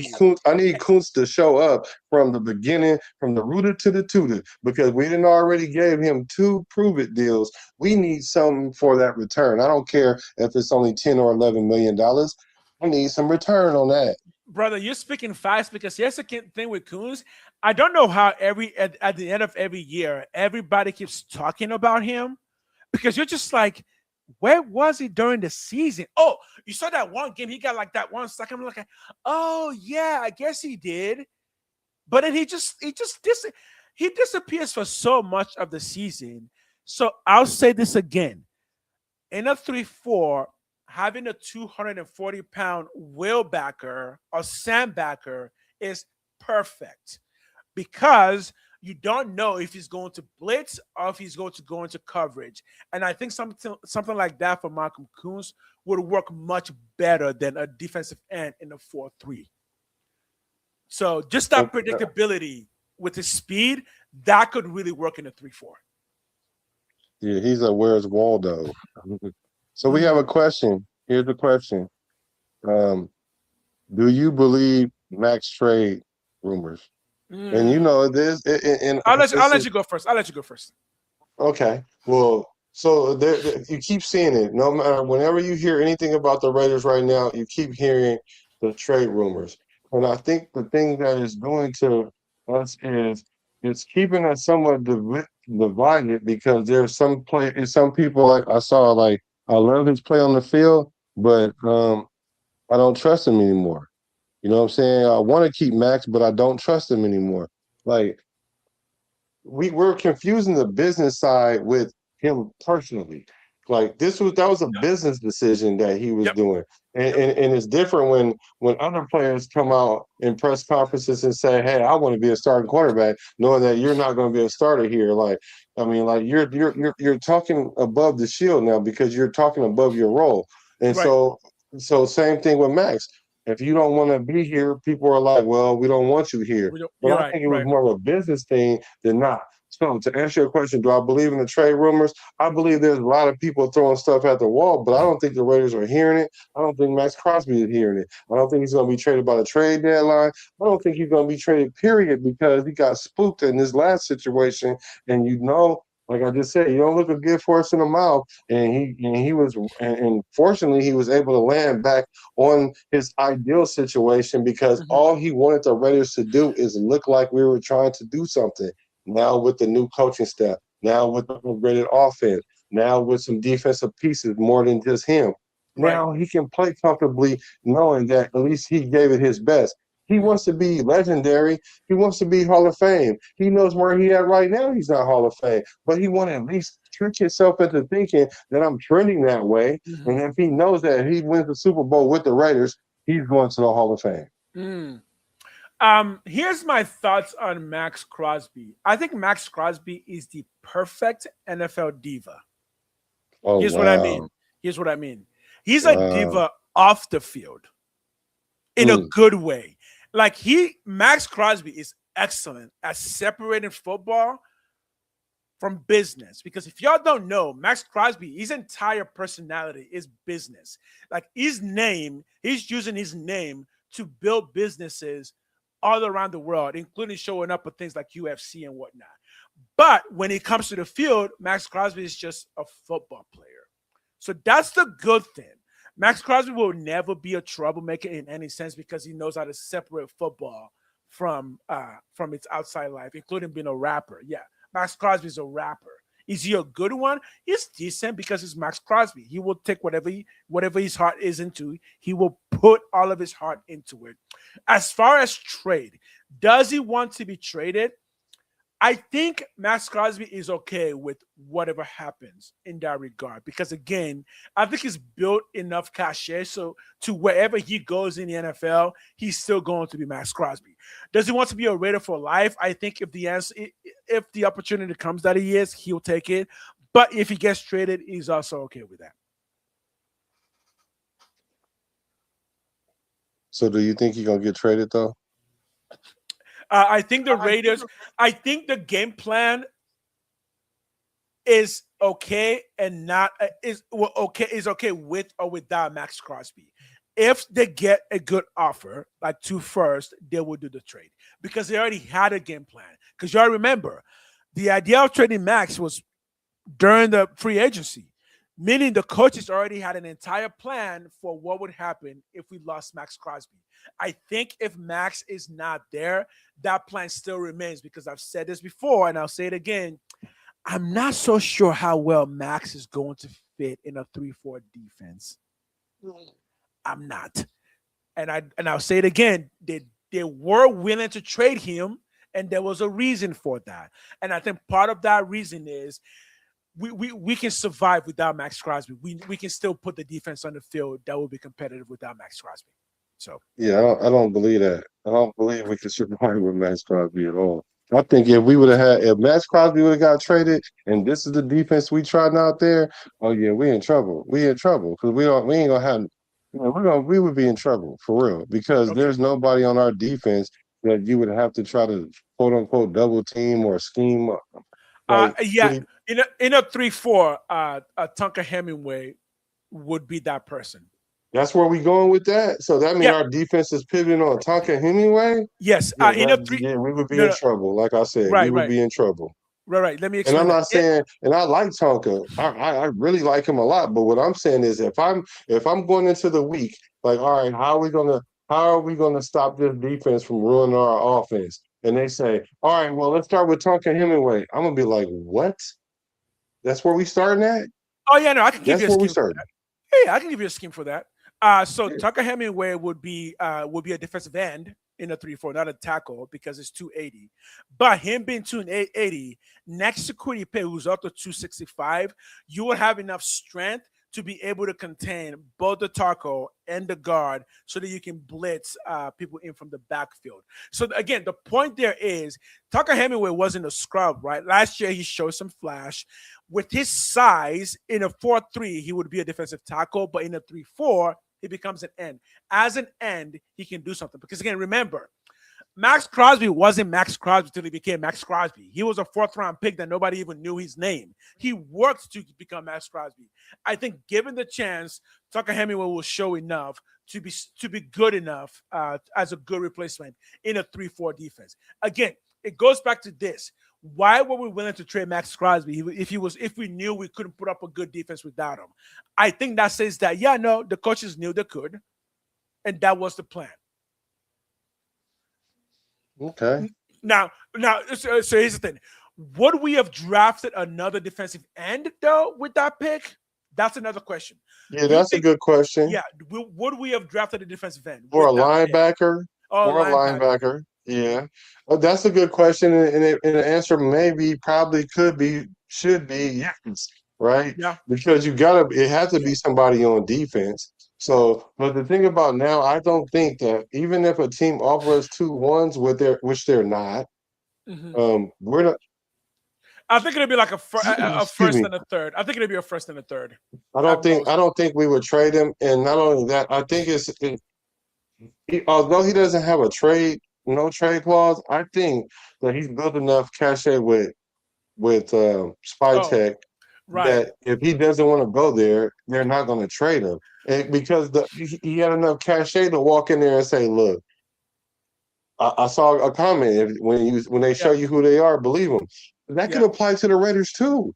They showed you who they were when it came to Khalil Mack, when it came to the running back that we had that went to Jacobs, Derek Carr, like Tim Brown, like they do like he know his name is on the wall next because he's the face of the franchise. Right. So he wanted to get up out of there. So I think they had a mutual conversation, and Spytech was like, okay, well, let's see what they say. Because I'm gonna leave it open. And what two first rounds? Oh yeah, I might have to get. Yeah, okay. You sure you want to leave, Max? Because I mean, we don't want you to leave, Max. And he like, yeah, I mean, I want to play meaningful games. He like, all right, then we'll see what happens. But he was in a win-win situation, Spytech, If he could have got 2 first, that'd have been lovely. Right. If he get to build his defense and still bring Max back, that's a win. That's a win-win for Spytech. I did have a train of thought. I think I lost it, but let me get it back real quick. I can't hate Max no matter what, because Max is a good raider, but he's also just a good, smart person who just knows how to promote himself. Max is very Max. He will promote himself really well. So he has enough cash there to walk into any football team and immediately be one of the de facto leaders. And any football team will be happy to have him. If he shows that he's healthy. But I do think all the talk about him being healthy and being on the field is also part of that. Like, if somebody still wants to take a swing at Max Crosby, he is healthy. You can see the leg is fine. So I think they're leaving that door particularly open. Like, again, if you're willing to trade him once, I think you're willing to trade him again. Yeah. Right. Hey, D Minutes, shout out to you, D Minutes. I was just thinking about you like 10 minutes ago. I was like, dang, I ain't seen my guy in a minute. I was hoping you was okay. So thank you for popping up, D Minutes, for sure. So, Yo, what up? yeah, he said what's up too. And he said hit the like button, y'all. Y'all gotta hit the like button, man. Please do. D Minutes has spoken. Okay, so who else we looking at? So we named 4 people in camp so far. Yes. So who else you looking? Let me see if I can find a sneaky one. Do we have any good sneaky ones? Raider Paul was good. I'm not gonna go the obvious like Jamar McCoy. Let me give you. Let me give you Jack Bash, because I think what he does would matter for how Kubiak is going to scheme wide receivers this year. Again, I'm excited about the wide receiver core without Jefferson. And there's a reason that I'm excited about it. And one of those reasons is each individual person, Jack Best being one of them. Particularly, like, what is he going to do? Because the more that I think of, I'm like, the possibilities are pretty good to have somebody who's big, but not too big, right? It's like, okay, can you move like a Bauer? If you can move like Bauer, but weigh a little bit less than Bauer, I think there's some good possibility there. So, who was the player again? I'm sorry, I just lost it. Jack Bash. Oh yeah, Bash. So the thing about that is the receivers, they definitely have a lot to prove in camp. Him and DT, Dante Thornton. So, but Bash especially because DT at least got on the field and he had a position because they know he could stretch the defense with his speed and height.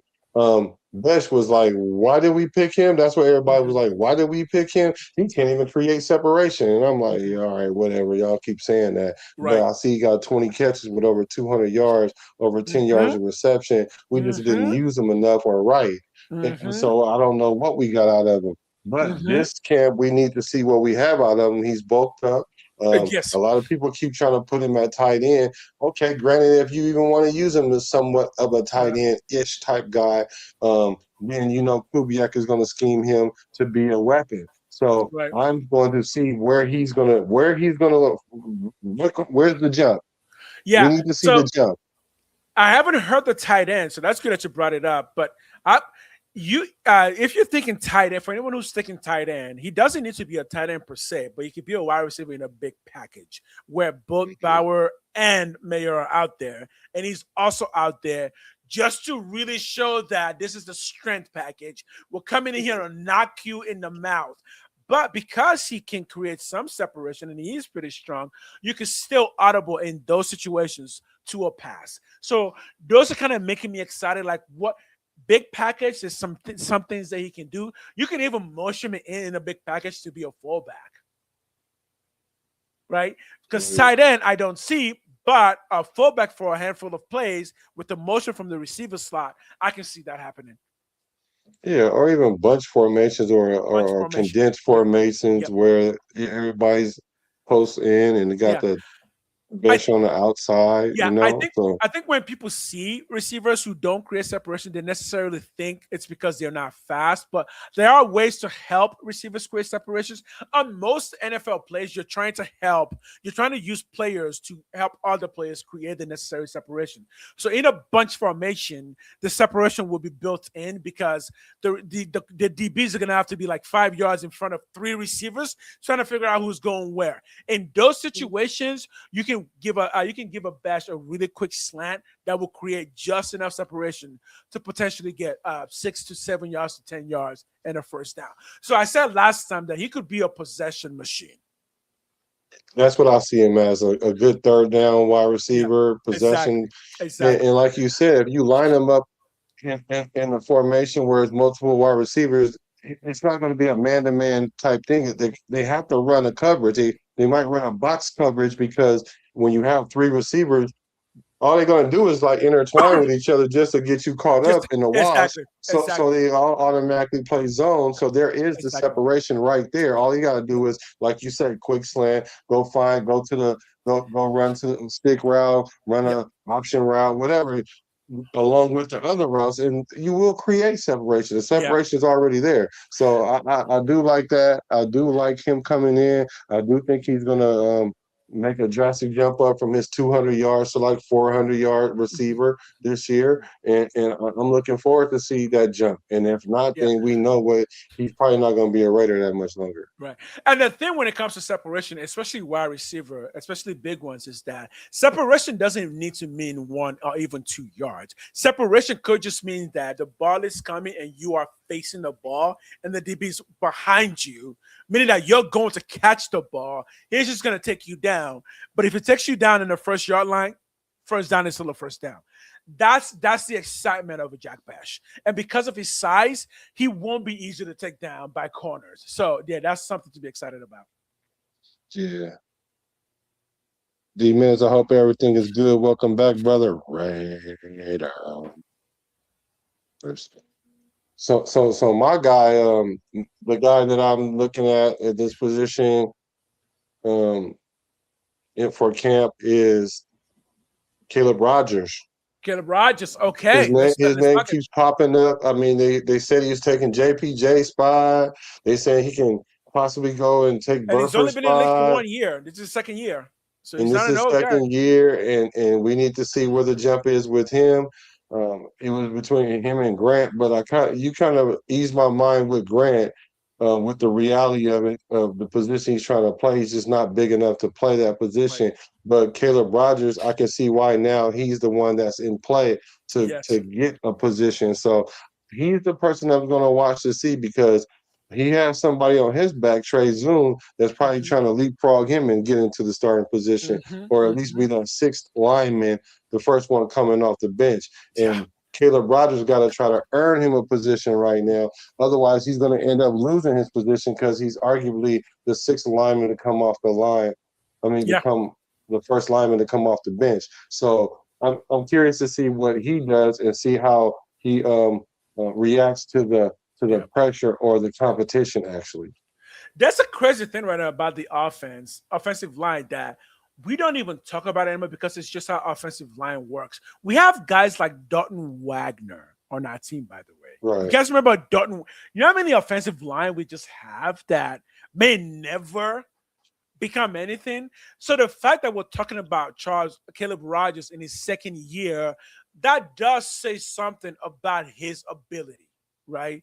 Because in the offensive line, unless you're all pro, you don't really hear your name called until like your 4th, 5th year. So you really got it really got it going.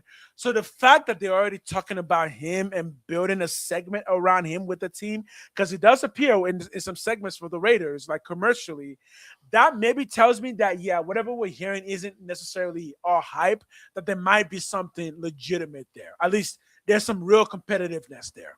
So. And I gotta be honest, I think JPJ's position, I think that's not as solid as people think it is. Oh, it is. Oh, it's solid. The only way he don't get a position is if he get hurt. And he ain't about to get hurt like that. He does. We're talking concussions, though. We're talking concussions. Concussions is like a 1 or 2 week thing. All you gotta do is clear concussion protocol, Right. and he'll be back out there. I So believe JPJ missed time twice last year. he So had an ankle JPJ injury. he loses a couple of games. He loses a couple of games. Yeah, ankle injury to a lineman is like Oh yeah, the that same happens thing all the to time. yeah. So for me, but like you said, it might not be in ink, but I'll say it's in pencil at least. Right. You know, I So will. if that's the case, I'm saying it's in ink, but at least it's in pencil that he's going to start for sure. yeah. But So, with and I Caleb say if Rogers is that's not he's not there yet, but he but here's the can. good news. Here's the good news. If that's the case, and we're already talking about Caleb Rogers, then I think the overall conversation is really good. That at the very least, we might have a complete lineman group that's actually solid, right? With no glaring weakness, right?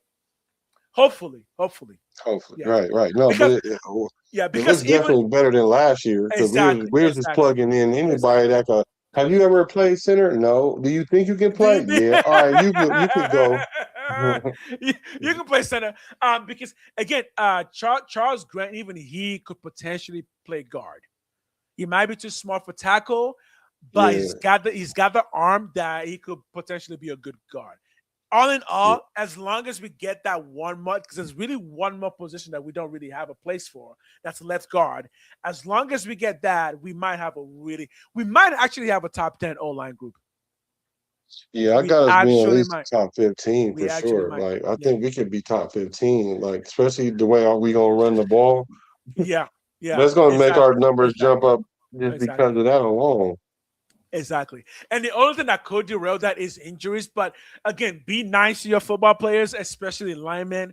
Linemen get injured a lot. That's just kind of part of their game. They're big, giant human beings carrying out a big old body. So linemen tend to get a lot of knee injuries, a lot of ankle injuries from getting rolled on. So we know that linemen will miss 3 to 4 games, but Colton Miller does miss a substantial amount of games every year. So Recently, he didn't start off like recently, that. yeah. And I wonder if his body is actually going to be becoming more mature because he is around 30 now, right? Uh, Colton Miller. Colton Miller. Yeah, I wonder if for the next 6 years, because he can still play under 6 years. Lineman can play a really long time in the NFL. I wonder if his body is going to start being more mature, and which should mean less injuries. Hopefully, we'll see. But yeah, a lineman can play well into 36, 35, 36. And the oldest lineman right now is what's his name? 40 years old, Calais Campbell, defensive lineman, but Calais Campbell. So yeah, there's some hope there. And so does that old boy for the Niners. We keep Trent Williams. Trent Williams, he's old too. Oh, Yeah. So yeah. So okay. I do not watch boxing. The only I sport I watch watch boxing. the only sport I watch is Raiders football. That is the only sport I watch. It really is. I watch boxing, but they already getting their money. I'm trying to get mine right now. So yeah, exactly. Yeah, they're getting their money. I'm trying to get mine. I'm trying to get mine. But I appreciate you for taking a couple minutes to watch us, though. Hit the like button, hit the subscribe button on both of the channels. So when there's no boxing on, you can watch us box. We verbally spar. And we also go live separately as well. I go live by myself. He also goes live. Do you go live by yourself? I do. Okay. I actually think I was going to tell you this. I actually think your content of going live with other people is really, really good. I can't do that because I don't have your temperament. You're really it works for you. I don't have that kind of I don't know how to engage with people like that. So it's really good content for you. I would think that I would think it would be easy for you to do it. It's easy for me to talk to my people, on chat. Yeah. yeah. So no, it is. You're right. Yeah. So I would keep that up. So we're almost at that point, but I mean, if you want to, we can almost finish the list out, I guess. Mm-hmm. So I had Caleb Rogers, and so who you got now? My last one. Let's see. I'm trying to look for another really good. Okay, I'm gonna stick with linebacker again and say one of the Heikenbergs or the Lindenbergs. One of them has to break out, man.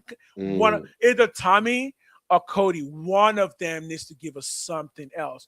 Or maybe Clint Kane, Cien So yeah, Slum, yeah, or maybe him, because again, I think he's a linebacker.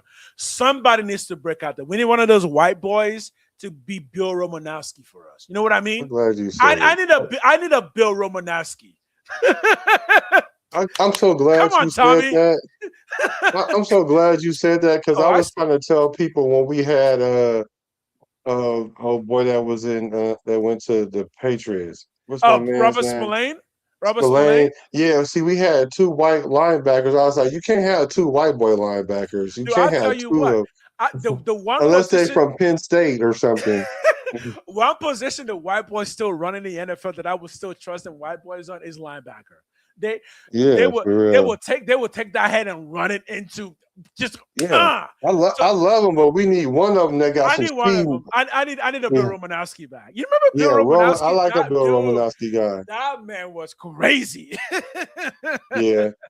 And Yeah. so who I'm looking for is, and I probably should have named this person earlier because they're Next not ever. towards the number one, but I'm looking at Mike Washington Jr. because Oh we brought him yes. in to solidify the running back position, Uh-huh. and it's kind of almost assumed that he's going to do just that because we've seen so many positives. But the Mm-hmm. one thing that you don't need from your running back is they have a case of the fumbles, which he has a case of the Does that fumbles. have to figure out the fumbles? Okay. Yeah, I think he in his college career he fumbled the ball 15 times. They lost it 7 times. Woo!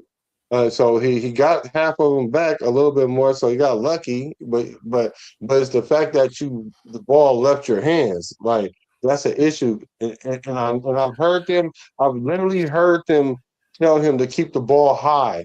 So I know Yeah. that they're working on it, Yeah. and so now I'm just going to see how does it translate. Is he really taking heed of it? Because they're in the league now, they're punching the ball out. They're not just grabbing it and trying to rip it. No, Oh, they are they're punching that punching it thing out now. out. So Yeah. so Yeah. I want Think to about see if he could boxing. really, yeah, I really want to see if he could be as advertised. I think the thing with Mike Washington when I watch him play is he's looking for one cut and then run. Yeah, Because he's mostly speed. He wants that one cut and an open field. So I don't know if that affects how he holds the ball, but maybe in the it NFL, does. knowing that you're gonna go through tackles a lot more often, you're gonna need more than one cut. Because that's gonna be his weakness. He doesn't know how to do multiple shimmies. He just wants to do one cut and then use the speed to go downhill. So We might once you get in the NFL, you're gonna have to move a little bit more in that pocket because it's not gonna be free. You're gonna have to actually look for those holes. we might need to break his film down together, and that might be something Yeah, that we do on our next for show. Is sure. go pick Yeah, some film to break down, yeah, and we might break his down because I've seen him have that patience. yeah. And I just think that because for me, he runs violent. Hmm. I call him bad intentions. That's because every time he run the ball, his footwork is bad intentions all the time. So I think he's more patient than people think. But I don't know. We got to see in the Yeah, NFL level, and I do see that he does that one cut and go, but I don't think that's all he has because that's kind of right, like how McFadden was. I right. think I liken him more to like a Adrian Peterson. Like Adrian Peterson is that one cut guy and get up out of there, but Yeah. he has other moves too. Same I'm thing I not was saying thinking he's too. Adrian. I'm not saying he's Adrian Peterson. I'm just saying he's more Adrian Peterson than McFadden. So we'll Right. break his tape down and see because that zone read. What's that? We're gonna read, one cut, go. So Yeah, it, yeah. it fits And what he does. I the just thing I don't need love, him to go and get and fumble right. the ball. That's all we don't need. The thing I love about Genty is he's very good navigating the pocket. Like when he gets Yes. wild, Genty will just kind of shuffle around and shuffle until he finds that hole and then burst. Um, Adrian Peterson also had that. Based on what I'm saying from Mike Washington, he doesn't quite have it. Maybe he can, but if he can develop his own game plan, because again, Derrick Henry is also quite big. He's the same size as around Mike Washington, and that force Yeah. speed, like again, I do not doubt a really big guy who can run 4.3 because even if he needs just one cut, if that one cut turns to 10 yards every time you touch the ball, guess what? that translates. So, oh, your camera's fading now. I don't know why it does that. It's something that it's crazy. It's just after a while, I think the sensors kind of just start. Nah, but shutting see, down. I went on live 3 times yesterday. Really nice. Oh, wow. 3 times, and it didn't do none of that. So I don't know why. It's that energy that you bring, bro.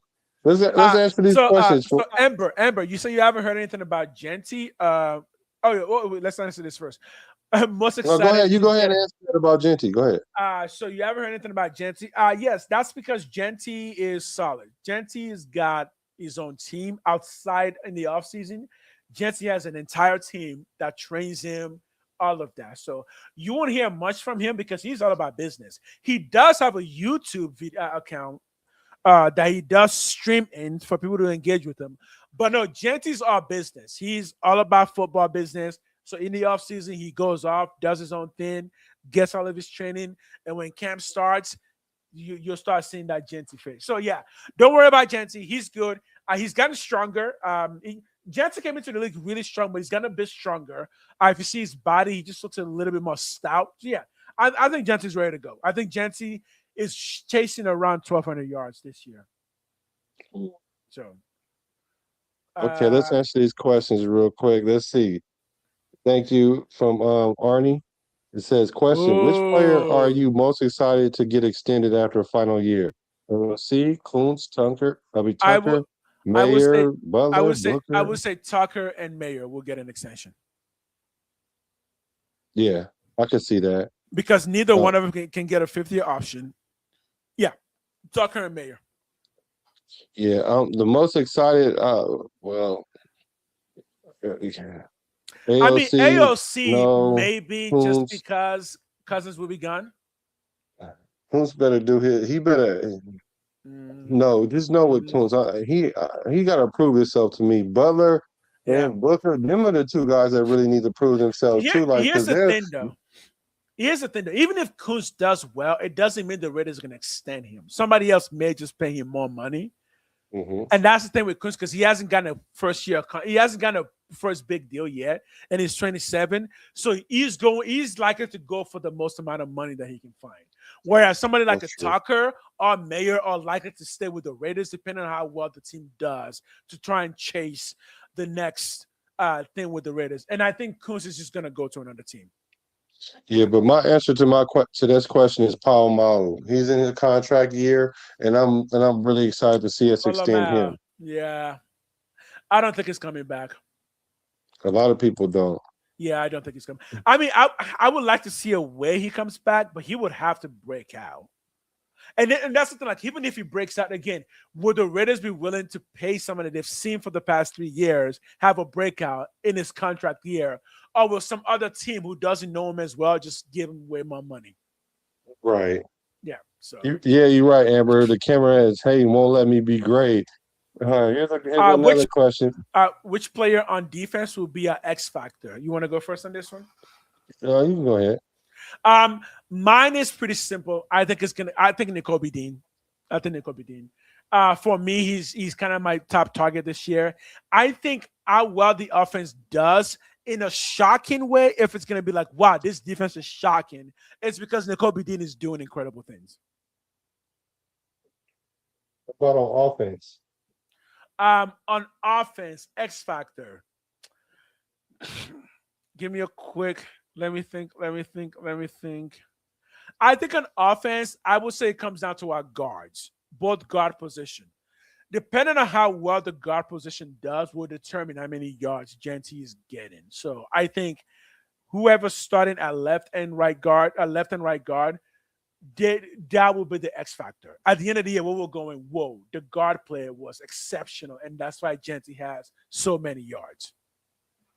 JPJ. Again, it's got to be the year for him, right? Talking about contract year. Yeah. It's got to be the year for him, right? Because even if it's not his contract year, this is his 3rd year. Yeah, So he needs 1 year to build, because we're not going to give him a contract next year. But if he does well this year and then next year, then you get that big contract. So yeah, again, so on offense, the guard position is extremely pivotal for both Gentry and Mendoza. So. Okay, I'm almost back. All right, here we go. So, for me, my player on defense that's the X factor is gonna be on defense. Who I said who I think is gonna be the X factor is gonna be Stooks. It's got to be Stooks Okay, yeah. because Are we talking he's a rookie. takeaways? Are we talking takeaways? Yeah, because if we get takeaways, then he can flip our defense, right? So and I think they're going to try to test him because he is young and he's a rookie and we're relying on him. Yeah. So I think he's going to be our X factor on defense, surely in how we're going to use him. So I'm going with Stooks on defense, and then on offense, I think the X factor is going to be cousin Kirk. Who? Because I'm telling you, Kirk Cousins. He's the X factor. Okay. So you're thinking 35 yards then? You're thinking 35 yards then? My boy gonna come in and do what he do, and he gonna do what he always does. Okay. So everybody a little skeptical, and they got the case of the Mendozas. Oh, I got the case of the Mendoza bad. I'm itching all over the place. I'm just like, do I got to keep waiting? Yeah, you're gonna have to keep on waiting. Get that Mendoza. Yeah, you're gonna have to keep on waiting because Kirk Cousins gonna come and do his thing. I expect Kirk Cousins to come in. All things considered, I think he's gonna be close to 3,500 yards, 25, 26, 27 touchdowns, 12 interceptions, somewhere in there. Let's put it this way. If Cousins gets it if he gets it like you're saying, I'll call him Coco Chains for the rest of his life. If he can get it like you're saying, I'll call him Coco Chains. I'll give him that. Yeah. So that's my X factor on offense right there. Awesome. Yeah. So who do you guys think in the chat? Who's your X factors out there? One last thing. You guys put your name on there. One last thing before we go. You guys put your name on there. I gotta go watch some Evo, some fighting game championship. Yeah. Your turn, Chad, and we'll discuss one X factor on offense and one on defense. Yes. And you say you haven't heard anything other than him, Gentry on IG, but that boy, he came into camp ready. He came ready, and he's on YouTube. He's very actively on YouTube. And the reporters aren't talking about him, and that's a good thing. And he's a high character guy. He's a high character guy, so I doubt if we hear a lot. He has 2 dogs now. So he's got 2 dogs now. For those who don't know, he's a dog man. He's got 2 of them. Yeah, and he shares them on social media. He shares them on YouTube too and Instagram. So yeah, he's doing good. He's doing good. I need to go to his YouTube. Yeah, if he's taking care of dogs already, that tells you that he's good. Dogs, pets, and babies will straighten you up real quick. At least will show just how mature you are. So yeah, I think it's good. I think it's good. Any last things before we jump up out of here? Because we will be back, so y'all got to make sure y'all hit the subscribe button on both of our channels. Yeah, we're coming back tomorrow for sure. That's cool. Okay? Yeah. So we can finish this up tomorrow, and you might want to rock with us because this is the dog days of summer, and we are bringing that fire content. I do like this tandem that we got going on. We do.